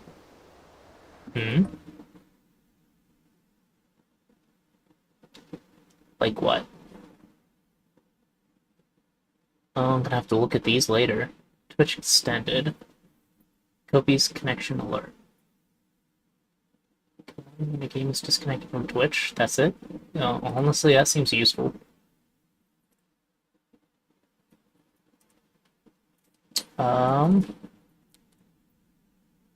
I'll stick with that.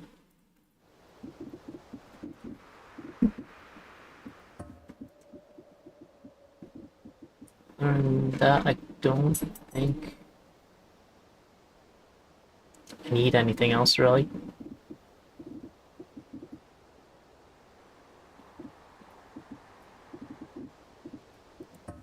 So it should be connected. The time between both, so 120. 20 times 60. There's better Twitch interaction. I know that Dunker Slam uses. I'll have to look at those later. That should be fine though.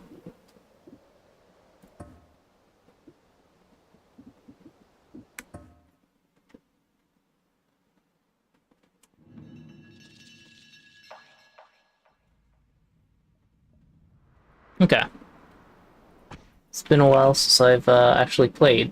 I've been busy with other things. Starting with the snow potion. Interesting.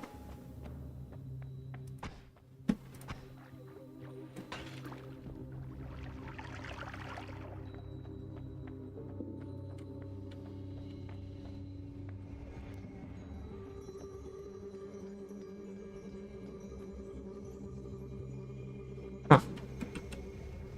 Berserkium.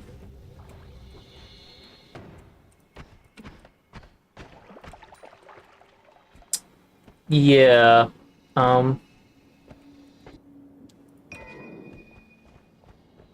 the fact that we don't have good public transit makes anything that requires you to move farther away,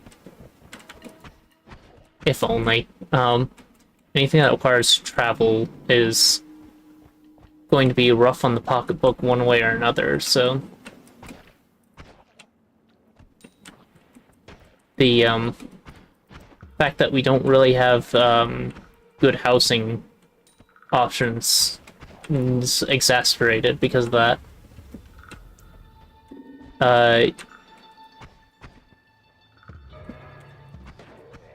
So to vote for a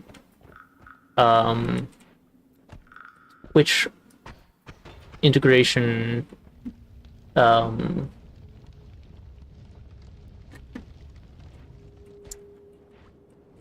thing, I think you just enter the number next to it that appears on the screen. Can you all read that fine? Looks fine, I think. Maybe I can make that bigger. Settings, stream. UI might look some funny sometimes. Oh, you can disable some.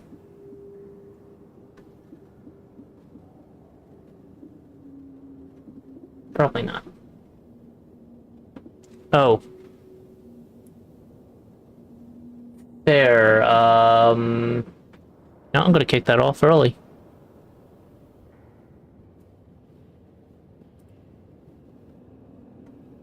Where is my... Oop. I'll be right back. Don't worry, you're not missing anything.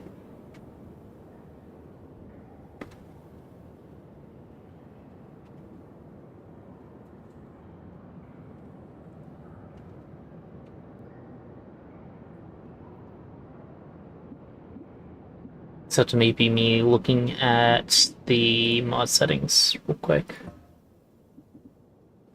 Please sound on a new vote, sure. Hit vote count string voting, web position off screen.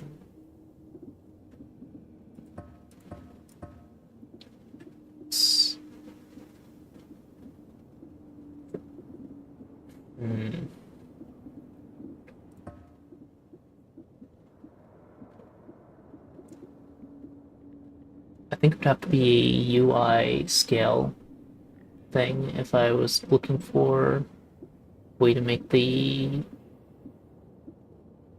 vote be easier to read.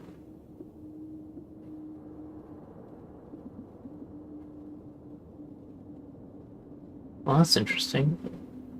What I'm using to monitor my own stream kicked out of ads already, but it says that I still have half the ads left.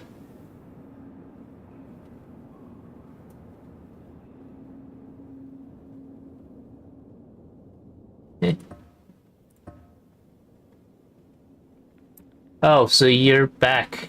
Okay. So Twitch lies. Who's surprised? I'm not surprised Twitch lies.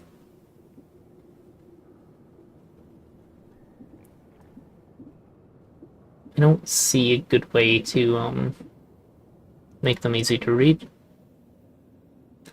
Definitely not that.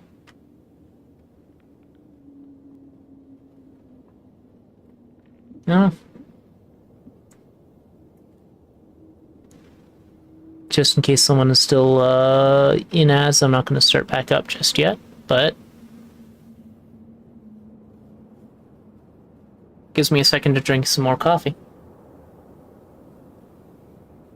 I probably should switch off of coffee this late in the day, but I've already screwed my sleep schedule up enough, so what's a little bit more coffee, right?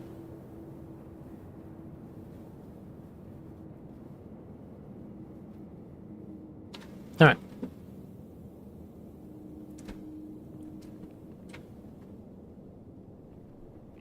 Definitely, your new location is nowhere near as cheap as Lafayette.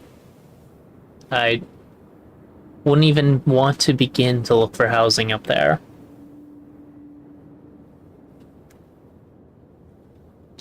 Goo goo gaga? Really?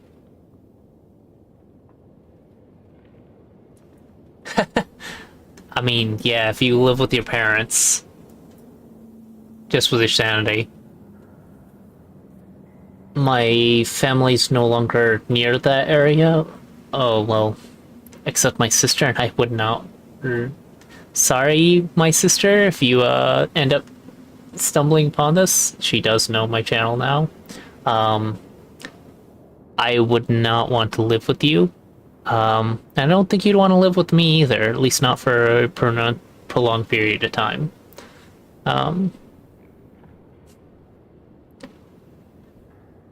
I mean, I'm pretty sure she wants her own space.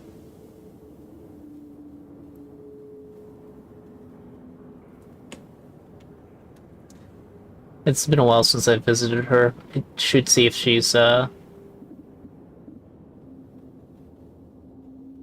at some point. Yeah. Unrealistic goals. No, she actually managed to get a townhouse a little bit before prices went nuts. So she's doing okay. Took all of their savings and then some, if I remember right. But they have a place. So, good for them. It's a pretty nice little townhouse, too. Alright. I actually missed what got activated on the last Twitch integration vote.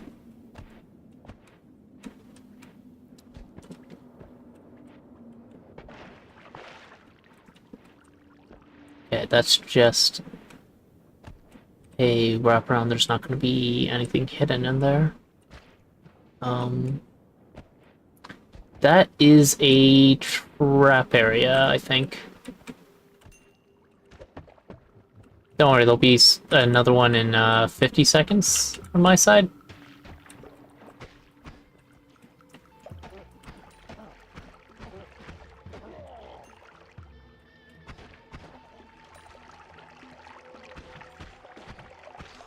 What's slowing down all these people? Ow.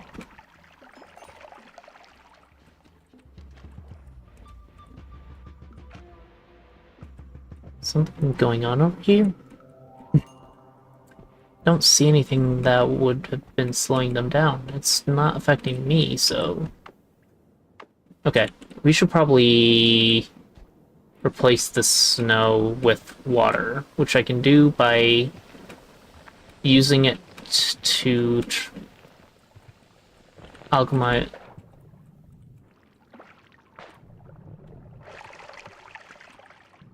Yeah, that's ridiculous. Not surprising, considering the area. Still ridiculous.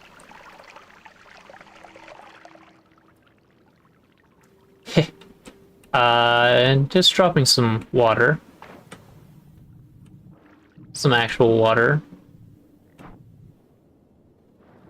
And it already was a disgusting pool, so this actually makes it safer.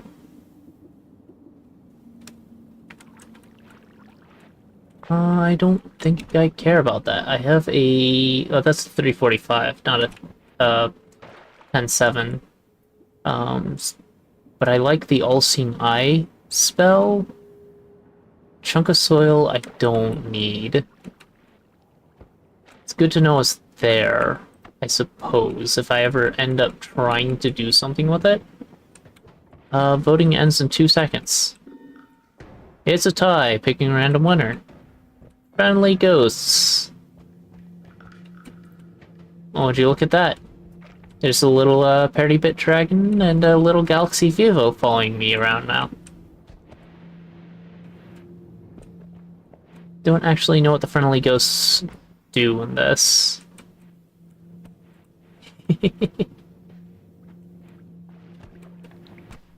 It's...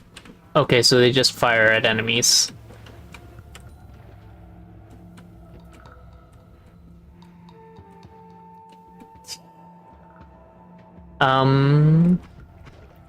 It should be playing noises when a vote's going back up, but I didn't hear one there. This is almost a decent wand. I want the spark bolt with trigger, so I'm gonna hold on to that. Is that a Kivaskivi or a Pahasima? That's rare. So there must have been a chest there, because you rarely see the evil eye outside of a chest, or it's one dedicated spawn location. I could grab the evil eye. It is useful emergency digging. Why not? I have a spot available. It can also be used to evaporate dangerous chemicals in a more safe, controlled manner. Since I don't have particularly great digging yet, but I could get back to the surface with this. Getting through the rock itself is a little bit more painful. It takes a bit longer, but it's doable. I don't really have a need to go up there, although I could grab some orbs for some extra health. Next vote. I didn't hear a sound. It's supposed to be playing a sound. But there is a vote now. It's open for 60 seconds.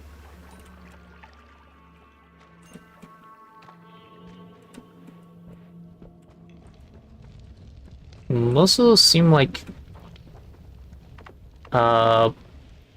decently beneficial results. I'm used to a lot of more dangerous results. That's an interesting one. I don't even know what that means. Creature gravity field. I'm guessing I'm in danger.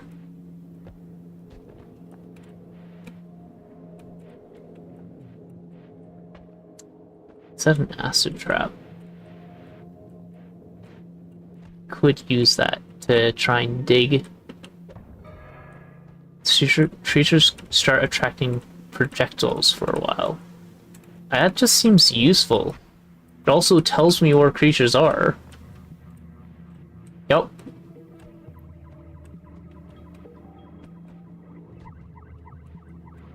Oh, that guy didn't get a projectile attraction field, apparently.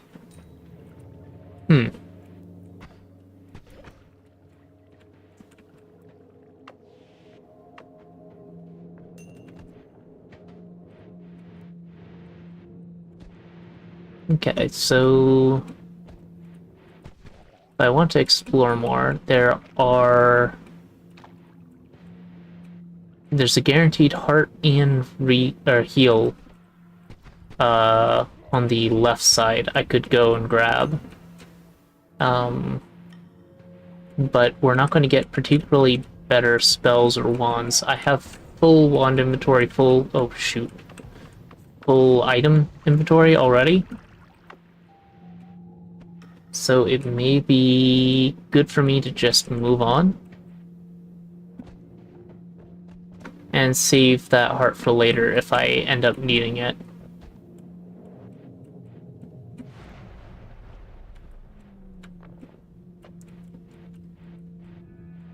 And I can save that heart for later too. That's a very good spell to have. All-Seeing I already have. I'm going to take that off this wand. This one's probably my best, unfortunately. How do I want to take advantage of that?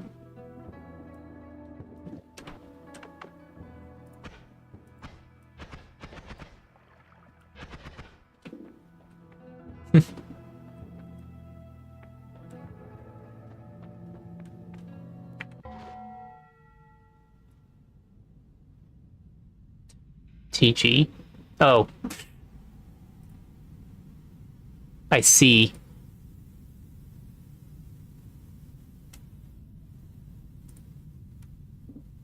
You're not already fire breathing?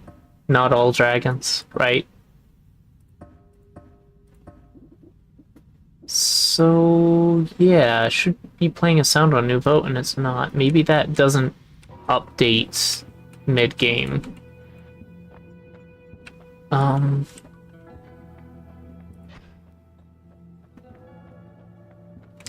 Ooh.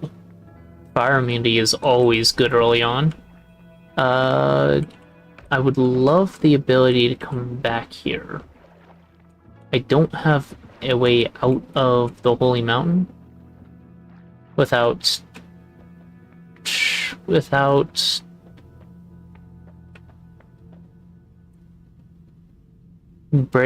actually breaking the Holy Mountain, which I could do with the Luminous Drill.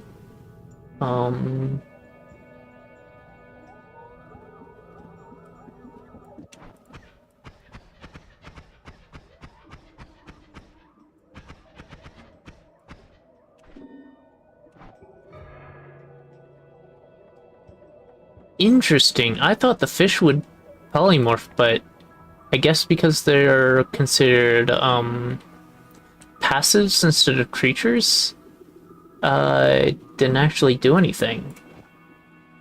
I wanted to see what all of those polymorphed at the same time would end up being, which would probably have killed me, honestly. But it would have been funny.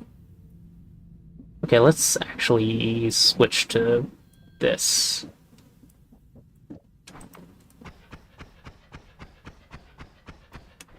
It's okay, but that's a lot faster.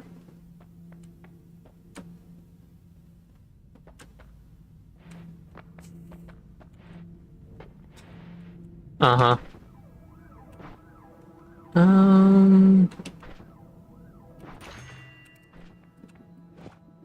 Go with this. Yeah. It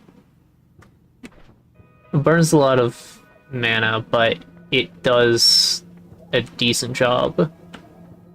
I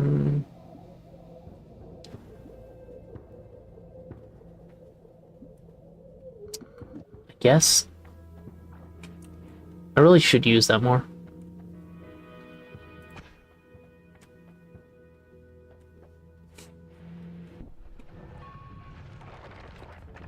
I mean, breath isn't that bad.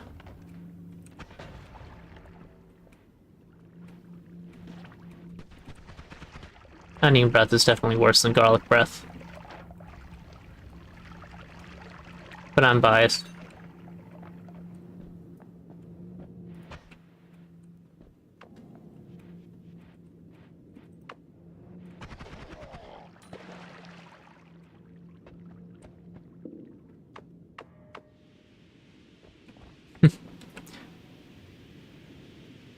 I mean, you enjoy it. I don't see any issue with that.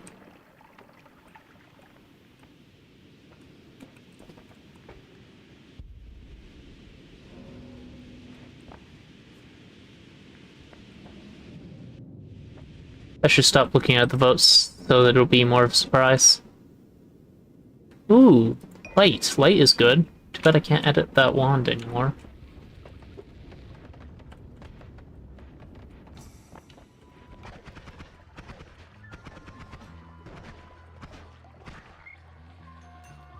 Definitely need to find a wand with better mana recharge.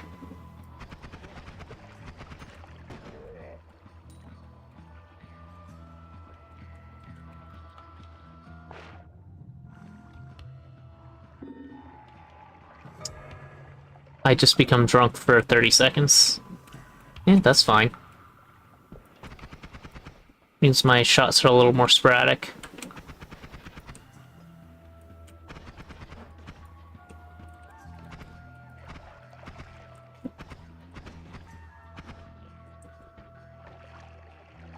Ah.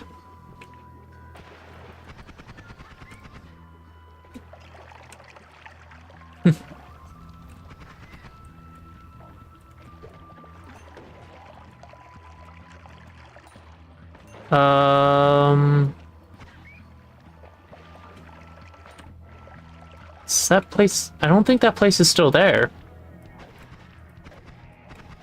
I'm pretty sure it got replaced by a... Nepalese Caf... No, not Nepalese. That's somewhere else. Shoot, it got replaced twice, I think, since you left. The one next to Double Dragon, right?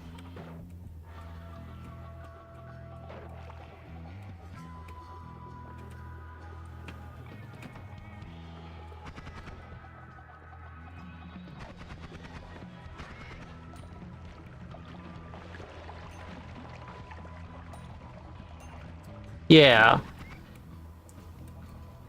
The one next to Double Dragon. Pretty sure that got replaced. Not sure, though. Oh, wait! Cafe Mekong. That place is still there. It's not Thai. It's, fusion, at least not strictly Thai. And that's why I was confused.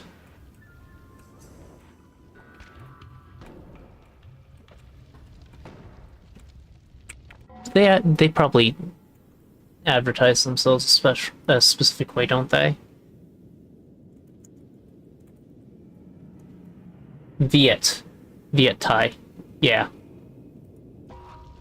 I always think of the Vietnamese first because they have pho and banh mi there. But they do have a lot of Thai curry.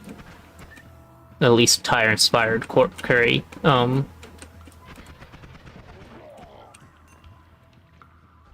And yeah, no, they're still very good. I love that place. It's been a while since I've been there. You're making me hungry. Okay, it's time for me to... Oh, low slimy boy.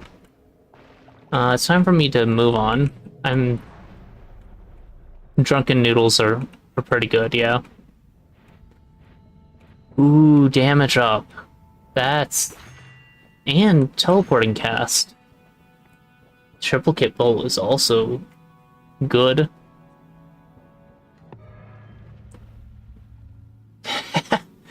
Because I was sitting on the ground, that sea of water didn't do anything. You're a little late on that one. Yep. Bombs materialize, contact damage, revenge tentacle. None of these are great. What do we get instead? Homing shots, no. Never skip leg day is a thing. Astral levitation, meh.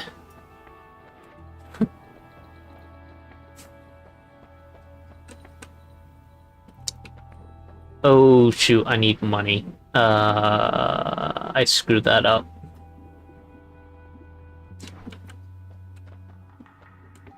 I want that teleport bolt a lot. The only way for me to get it now is to piss off the gods.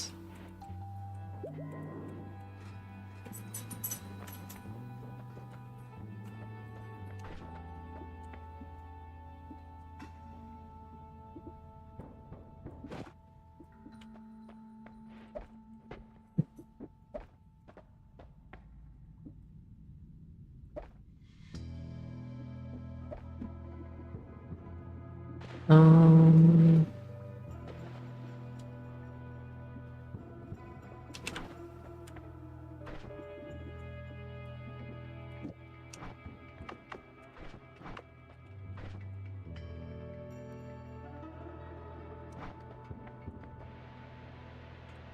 Hey, Steve. Come say hi.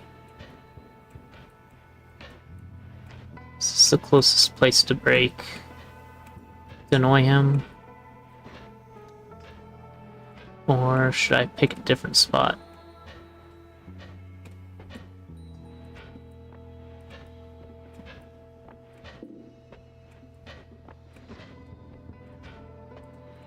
Hey, new vote.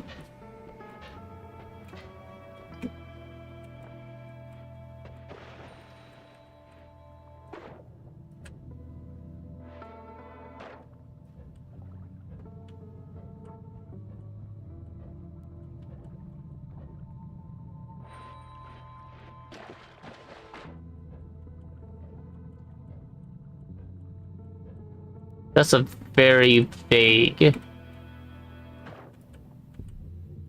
There we go. Hey, Steve.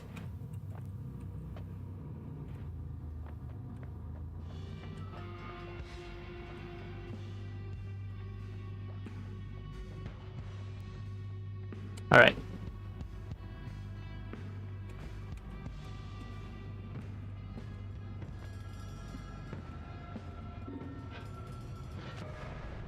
Okay, we're in the jungle. Welcome to the jungle.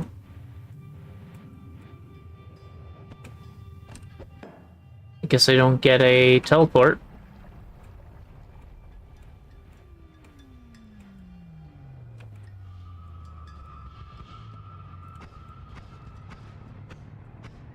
Oh, don't worry, there's one above me. Wow, since I edited that wand, I'm kind of screwed.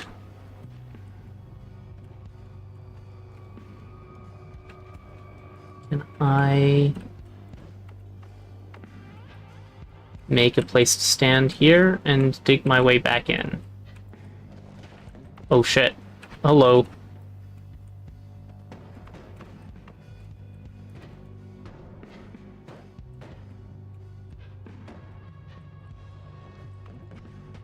Ah, shoot. No. My levitation would not come back.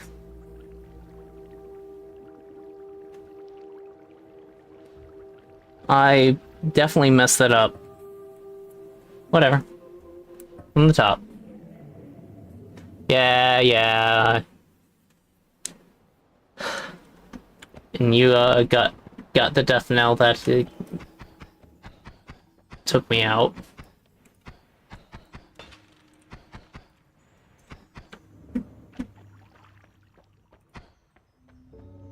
Alright, hopefully I can find a way to break out of the Holy Mountain early.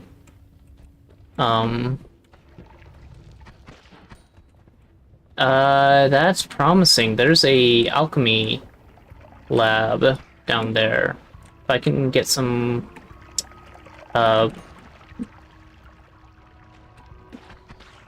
some teleportatum of any kind, that'll help me break out. I see quite a few things in there. Pheromone, that is also very useful.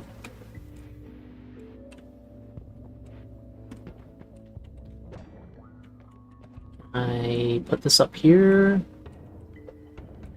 Please. I want to try and break through the floor up there.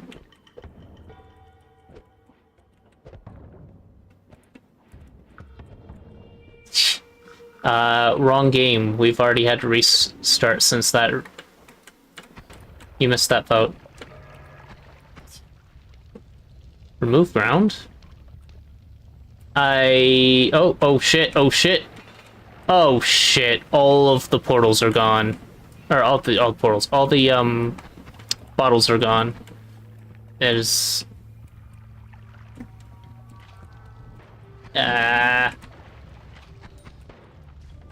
Excuse me. Need this.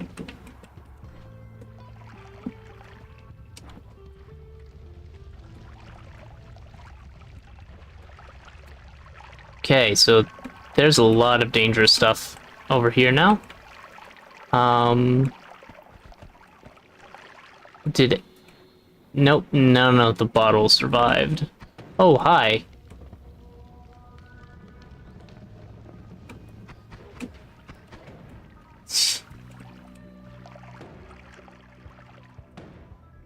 I really wanted that pheromones.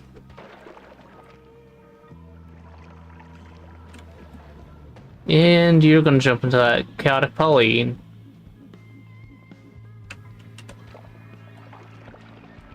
Or are you just gonna leave? I fully expected him to turn into something more dangerous than,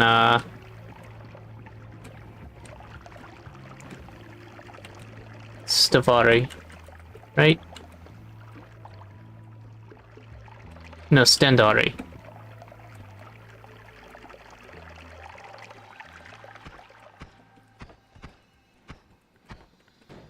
Yep. He ended up killing himself in worm pheromone.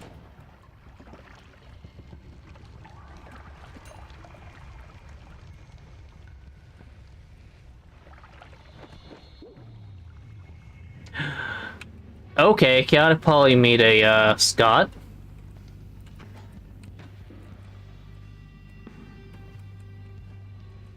Out of a normal Hisi. I think I leave this cursed place.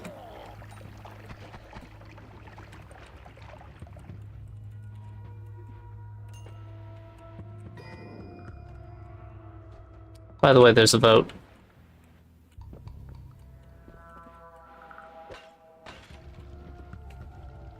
Hoping for more Scots. Civilian, nice. What are you? Unstable Teleportatum, nice! If I can get some slime, I can stabilize it.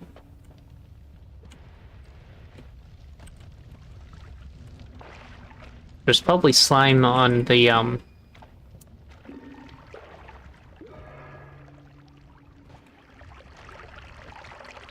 There weren't that many nearby creatures, eh?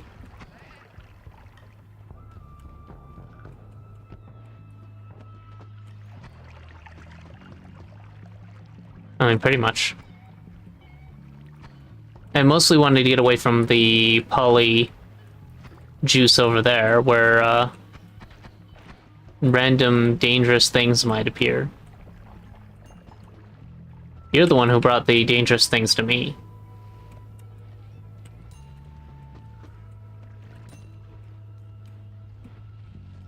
Wonder if that's permanent. Things haven't been changing back. Oh, a blob!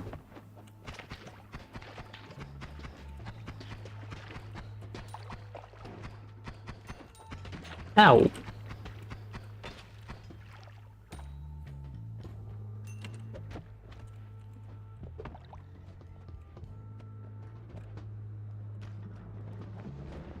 Hello there.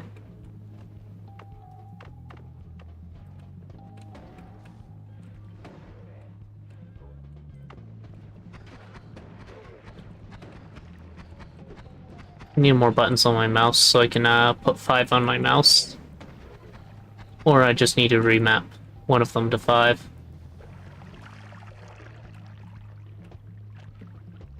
Having water on a mouse button is kind of important for this game. Anyway, I'm nearly dead. I'm below the threshold where a shotgunner can take me out in one hit. So this is usually where I move on. We did not find almost anything I wanted, but we do have,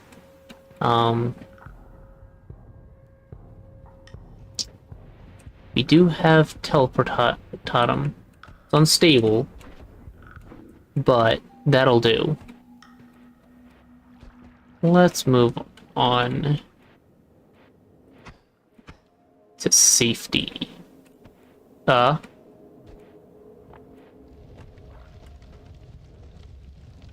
How do I get... Alright, fine. I'll use bomb.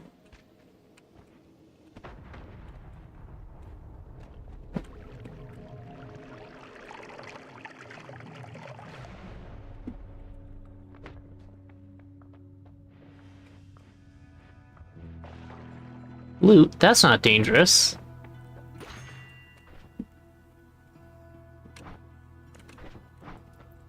One black hole. Explosion.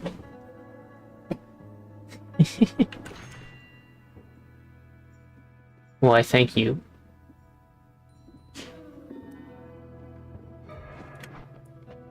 It's bouncing on my head. What do we get? We get a teleport wand? Wow, that's fantastic. Thank you. I don't need this unstable telly then. Probably should get rid of that gunpowder potion. I don't really need it. Just gonna turn this into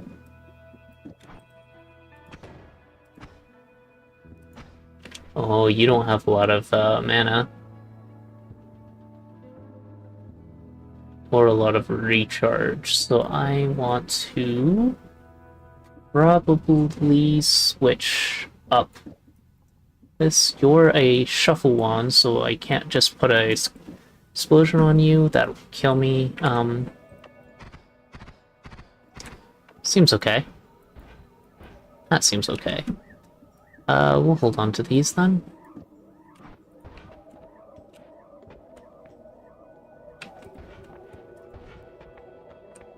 Hmm.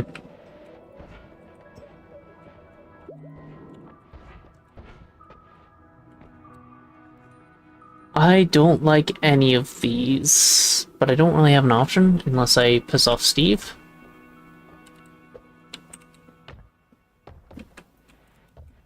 Until I get a little bit more gold and come back.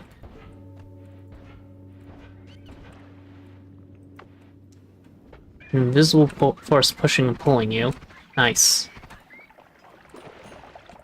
This is a somewhat rare biome modifier that only comes after you, I believe, beat the Sun Quest.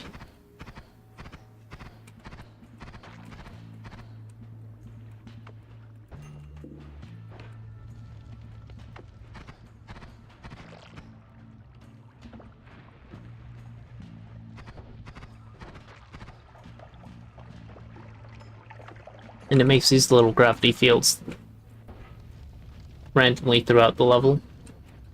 The red ones push, the white ones pull. Oh, there's a vote, by the way.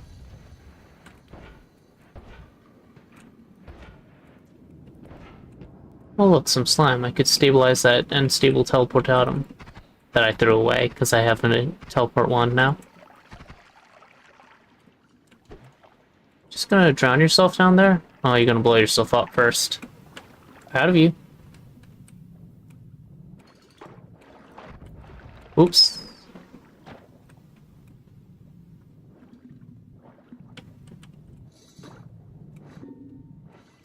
Oh, thank you. I forgot to switch up my stream. Uh...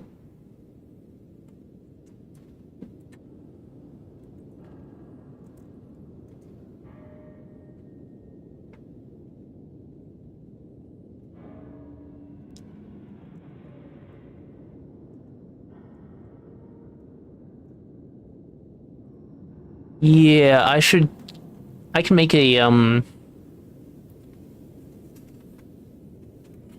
editor. Wait, can I make you an editor? Is that a thing? I don't know how Twitch works. I can make a command for it, though. No.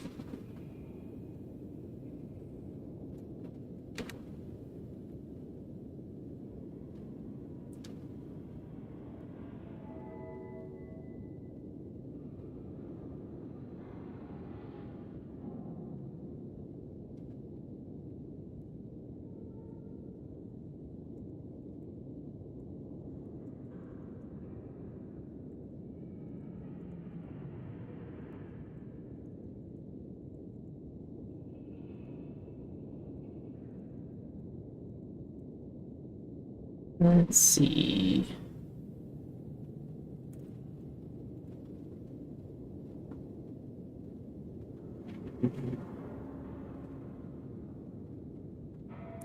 Must be an editor to access. What's that mean?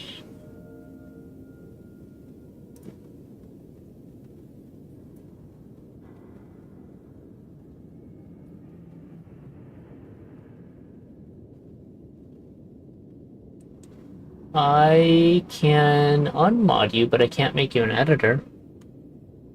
Whatever.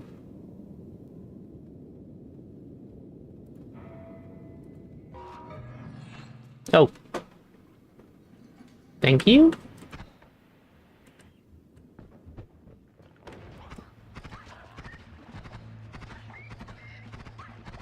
Nah.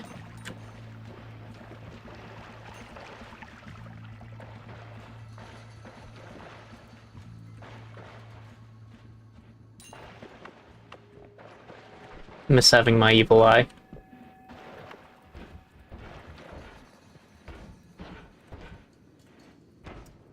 Well, that one's, stuck up there.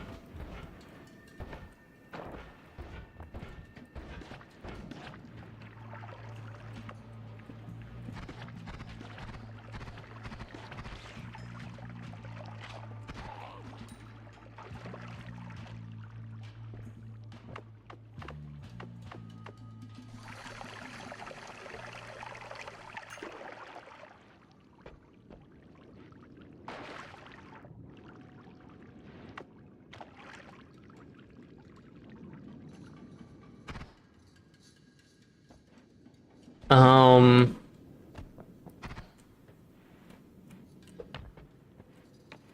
What?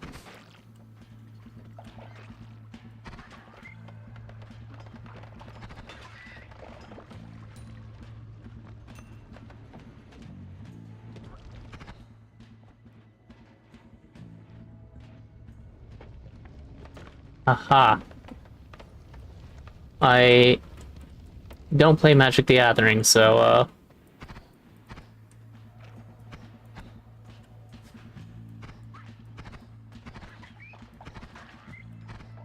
nope, nope.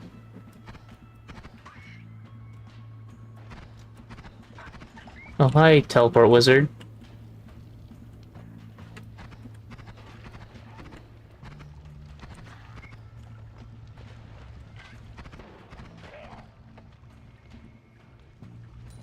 Ooh.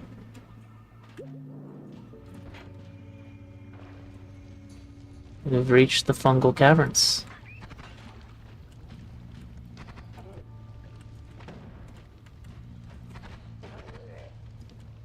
Sure. It's as apt a name for this as any, right?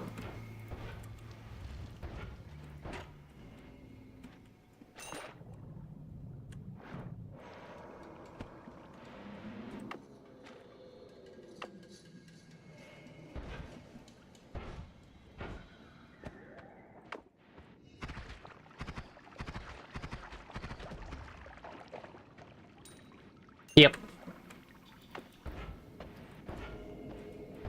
Looting myself, indeed. Everyone goes berserk. Oh boy. At least that means they'll all be attacking each other. Especially that swapper. Please kill the swapper so I don't have to. They're obnoxious.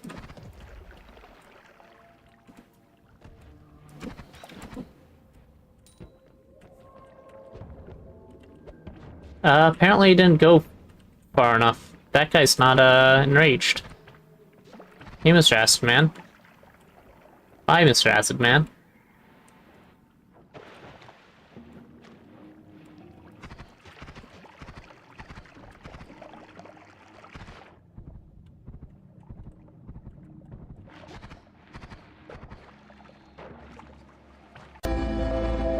Well, as they're about to start.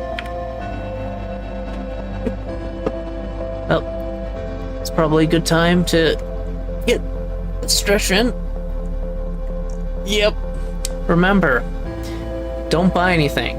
If the company spent even a fraction of what they spent on ads on their products, they wouldn't need advertisement. And I will see you after this short ad break. I need to work on my timing on that. I still have about 20 seconds before it actually starts, pretty sure.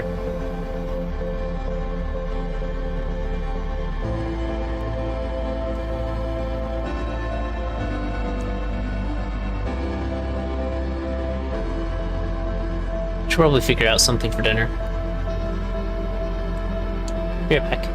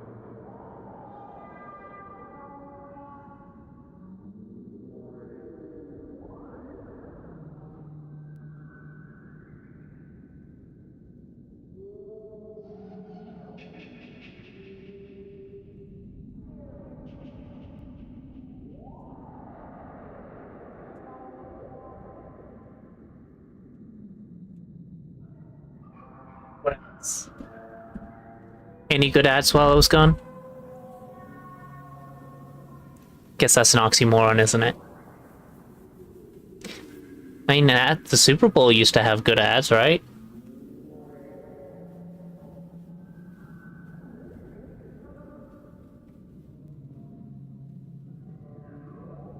Alright.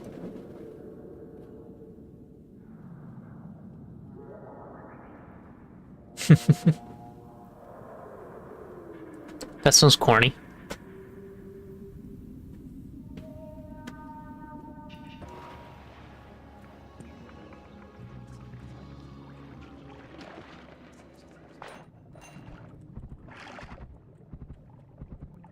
That's dangerous and close.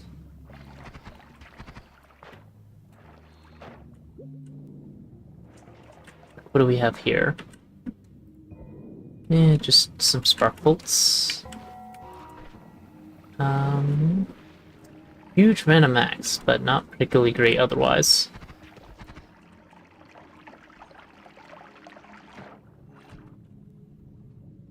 I mean,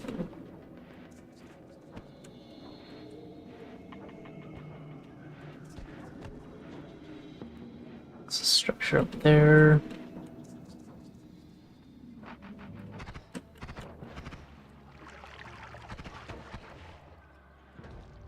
Okay, I don't like that. I don't like that. Can we stop teleporting? That works.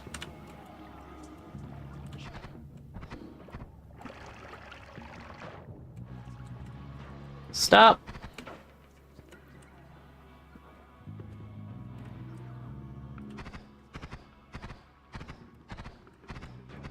No, no, no, no. I don't want to be blunt.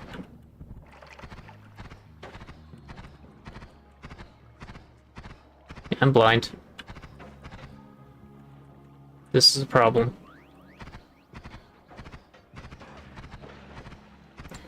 Yeah, I'm not alone and I'm blind.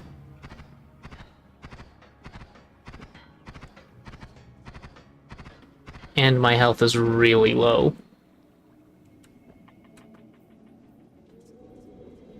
Alright, let's get out of here.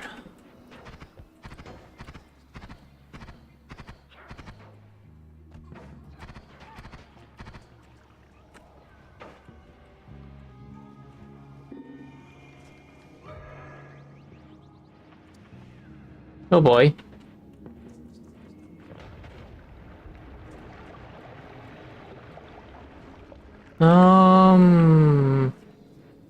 Sure.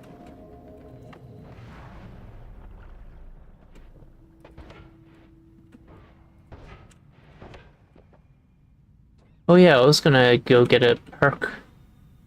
Never did. It worked.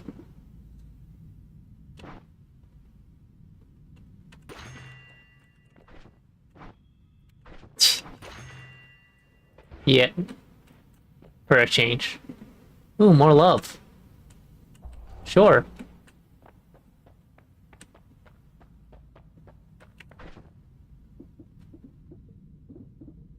Alright, what do we have? We have the huge mana wand. But it's 3 spells per cast with a very low mana recharge rate.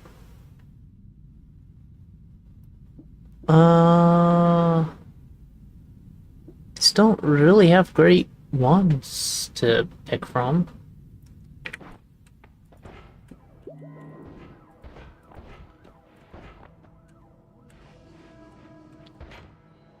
Maybe let's go back and try and get the perk we missed.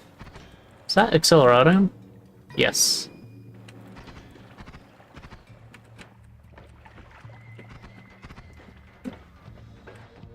Oh boy, sniper.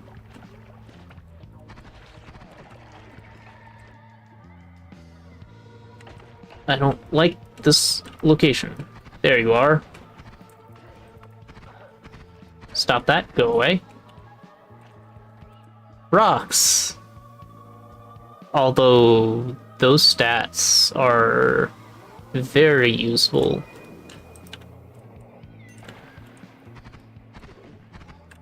Hello, Parabola Man. Ow. Right, I have more love, so they're not going to naturally attack me. They're below the aggression threshold. You will, though. Because you're more aggressive than Parabola Man. And so's Shotgun Man. Who killed himself by shooting the ice. Yeah, let's head back and try and use this. Ah, no.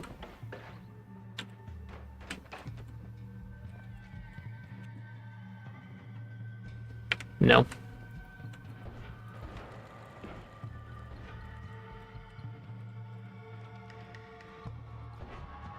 Stavari. Well, I don't have much time to actually edit, so time to find a way to kill and he angered the gods.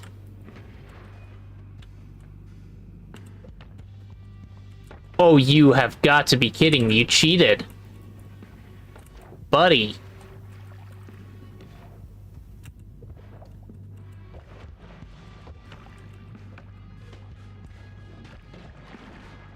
Cheater.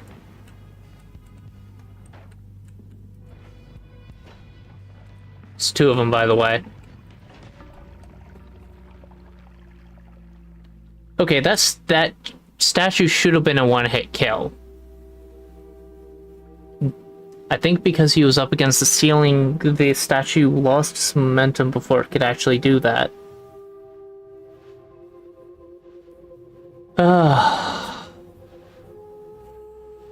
Indeed.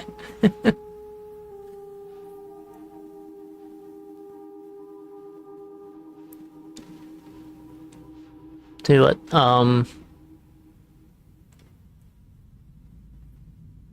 I have a gathering with some friends, in just a bit that I'd like to get to, so let's try and get through today's daily quickly. For the daily, I am going to turn off the Twitch integration, sorry. I'm going to be looking for the better version of Twitch integration stuff, though.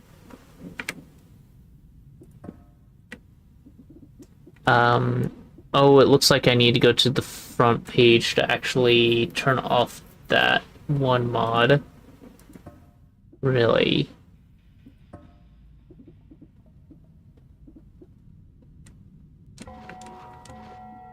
Oh no, I can do it here. Here we go.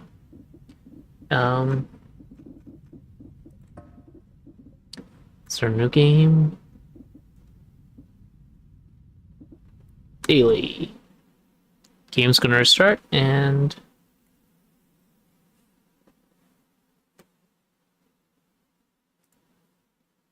today's daily. With polymorphine start. Interesting. I can use that to get out of the Holy Mountain, but it's a more dangerous method.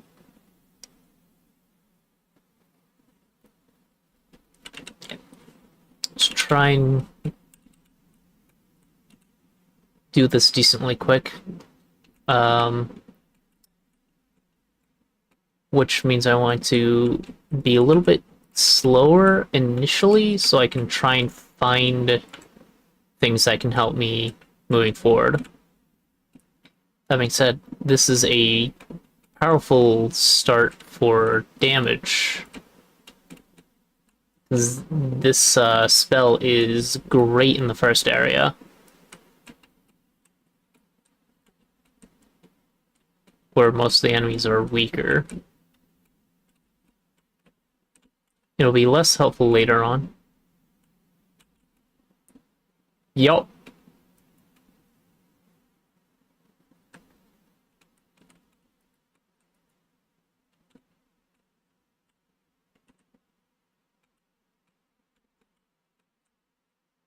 I was hoping to set the oil lake on fire, but I don't think I get that. Got close though. That oil lake seems to have caught itself on fire.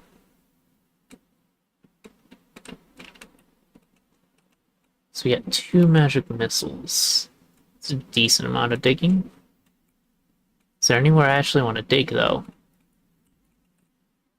Eventually, I'm sure I will.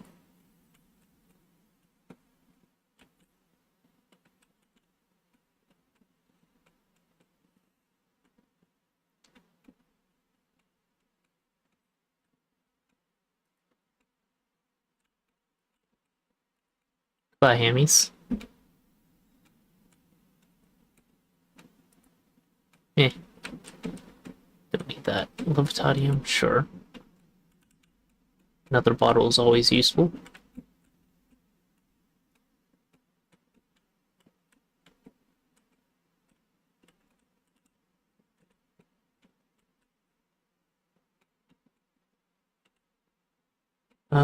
I think I should probably fill that new bottle with water.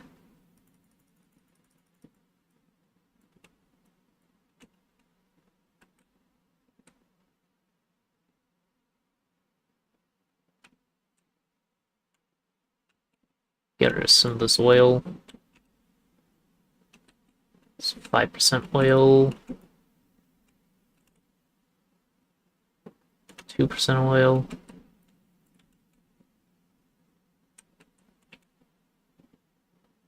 All water.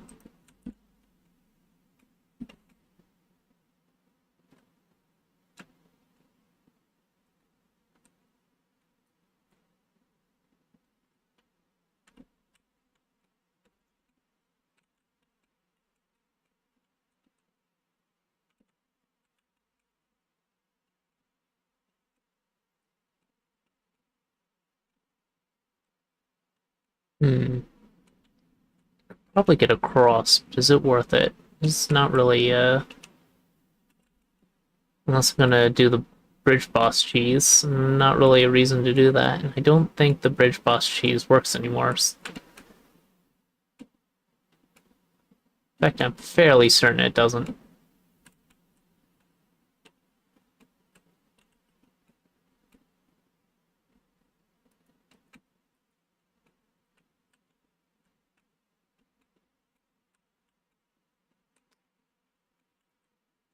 Yeah, it seemed to be stuck in there. Doesn't look like I can let them out easier. Alright, easy in any way. It's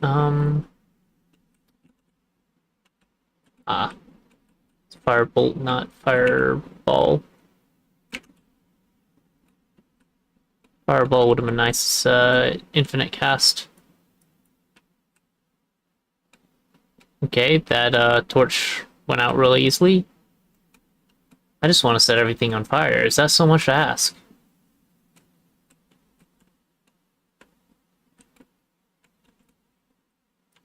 Hi, Hammy. Bye, Hammy.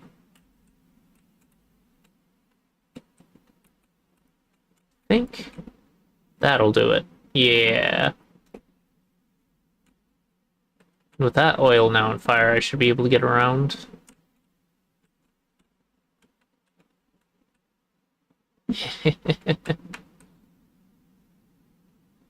I think that's for the best.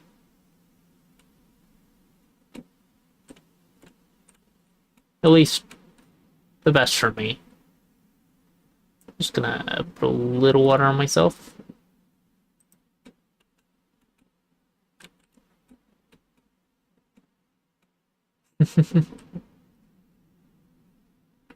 Not quite what I meant.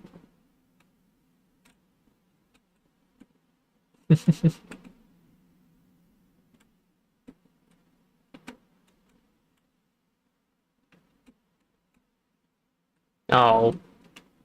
Here, I thought that was gonna actually open up. Oh well.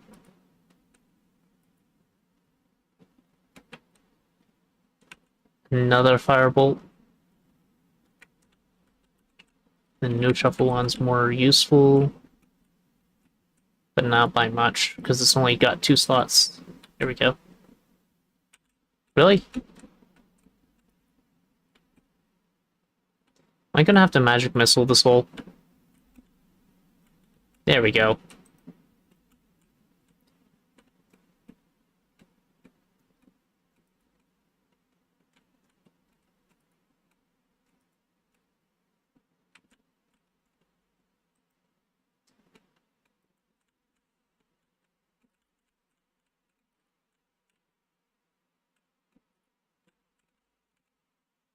Alright. What's up here? Get another item up there, and it is... water. Eh. Having extra bottles always useful. Hey, whiskey. Ah, fire.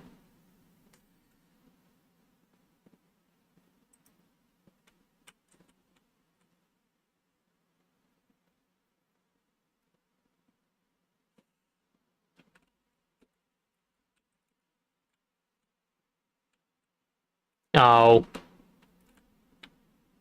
It's okay, I didn't want it anyway. Here goes that bottle.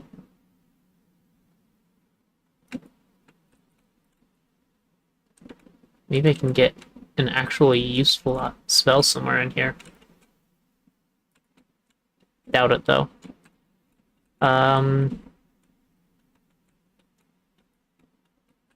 If I can hit... or if I can find a way to get out of the Holy Mountain other than polymorphine, or hit, 2 reroll machines worth of money, which should be 600, then I'll probably move on.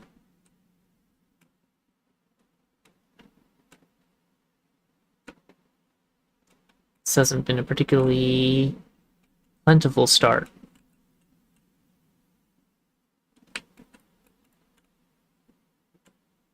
Maybe I just went the wrong direction.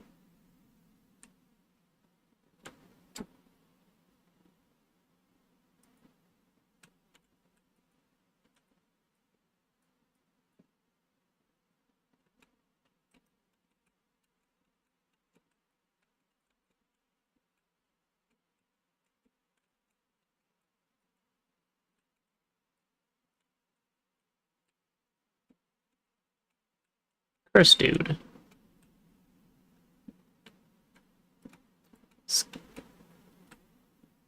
Killing Stendaris for me. I'll take it.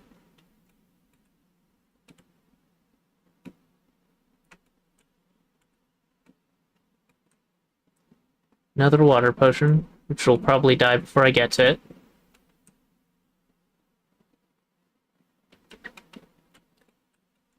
That guy's gonna be a problem.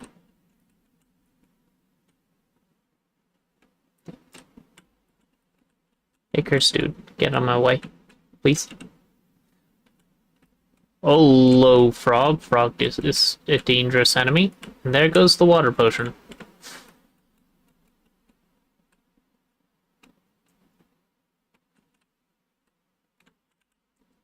Keep skeevy. Nice.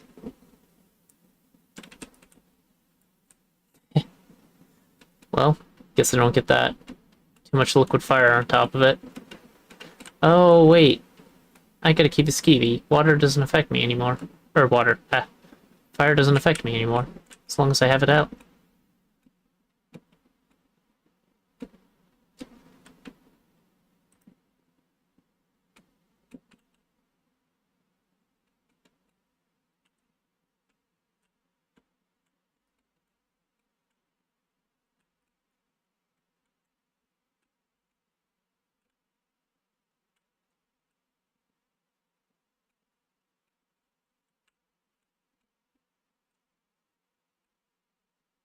Probably also use this to steal the heart from over here.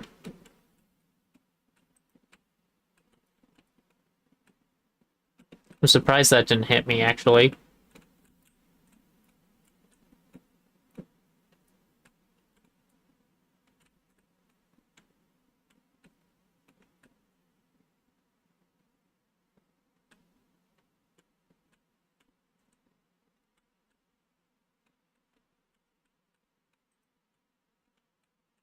Um, can I get this next to the wall? I'm going to be trying to blow up, please.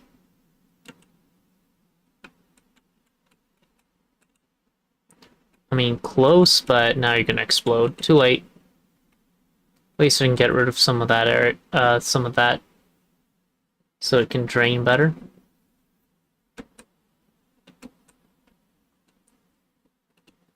Okay, I am going to have to use a lot of magic missiles to get into here.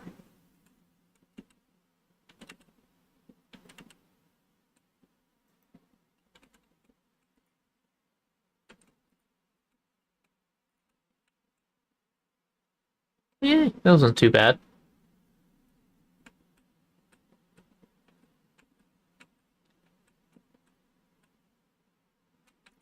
Biggest problem is this uh, replaces it with steam, which I also cannot breathe. Um, so I need to be going in and out of it for a bit while it's draining and the steam is dissipating. Once this cave is emptied of water, I should be able to navigate it freely and hunt down the heart.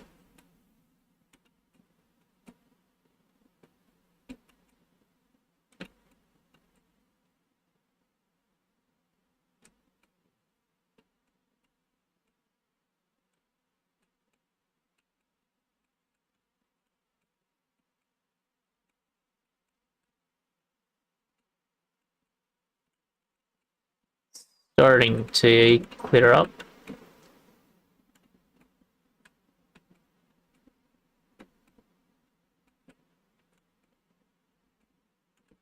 Fortunately, a lot of the steam is recondensing back into water. I'm hoping for it to drain out some of the sides. Okay.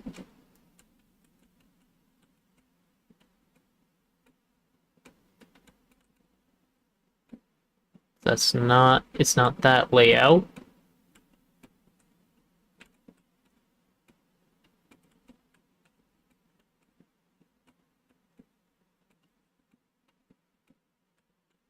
Nope.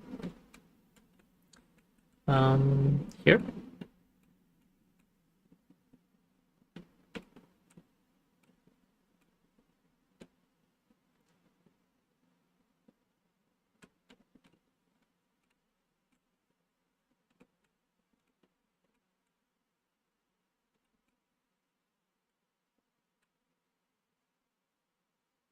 Um,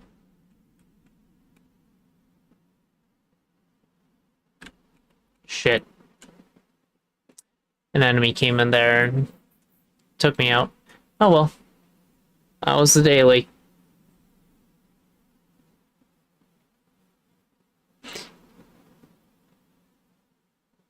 Alright, well, I guess that's good enough for today. Yeah. It was a successful murder. Indeed. So, I guess that'll do it for today. I will be back online tomorrow. I'm not sure with what, but you know, we can figure that as we go. Something a lot less depressing than Monuments of Guilt, or Monuments to Guilt, I'm sure. More murder? So what? Deep Rock? Deep Rock is a lot of murder of small little bugs. There's also Noida.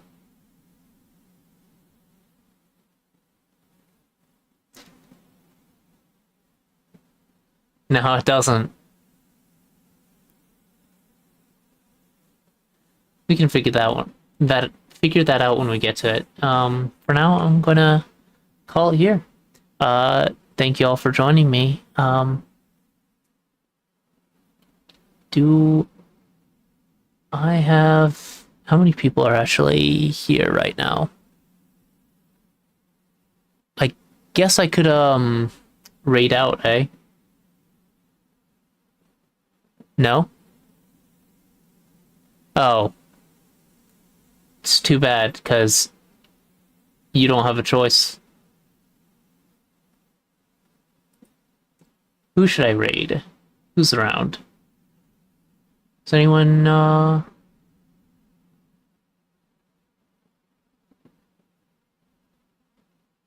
anyone playing Noida right now?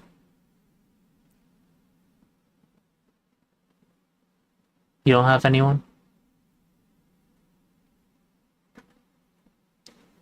It's suggesting...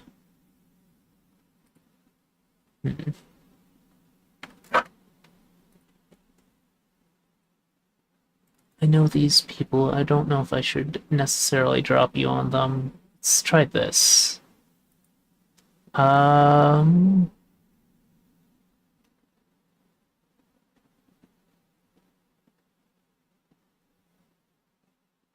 Oh, let's suffer the others playing.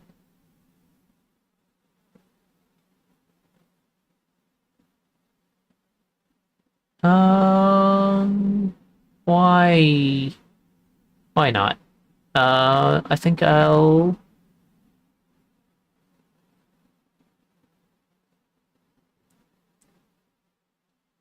Sure. If it'll allow me. Oh, I only have one viewer now? Okay, never mind. Now it's actually populating the viewer list.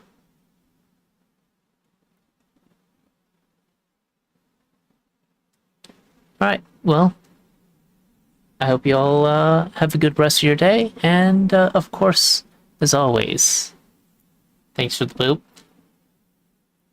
Stay cute.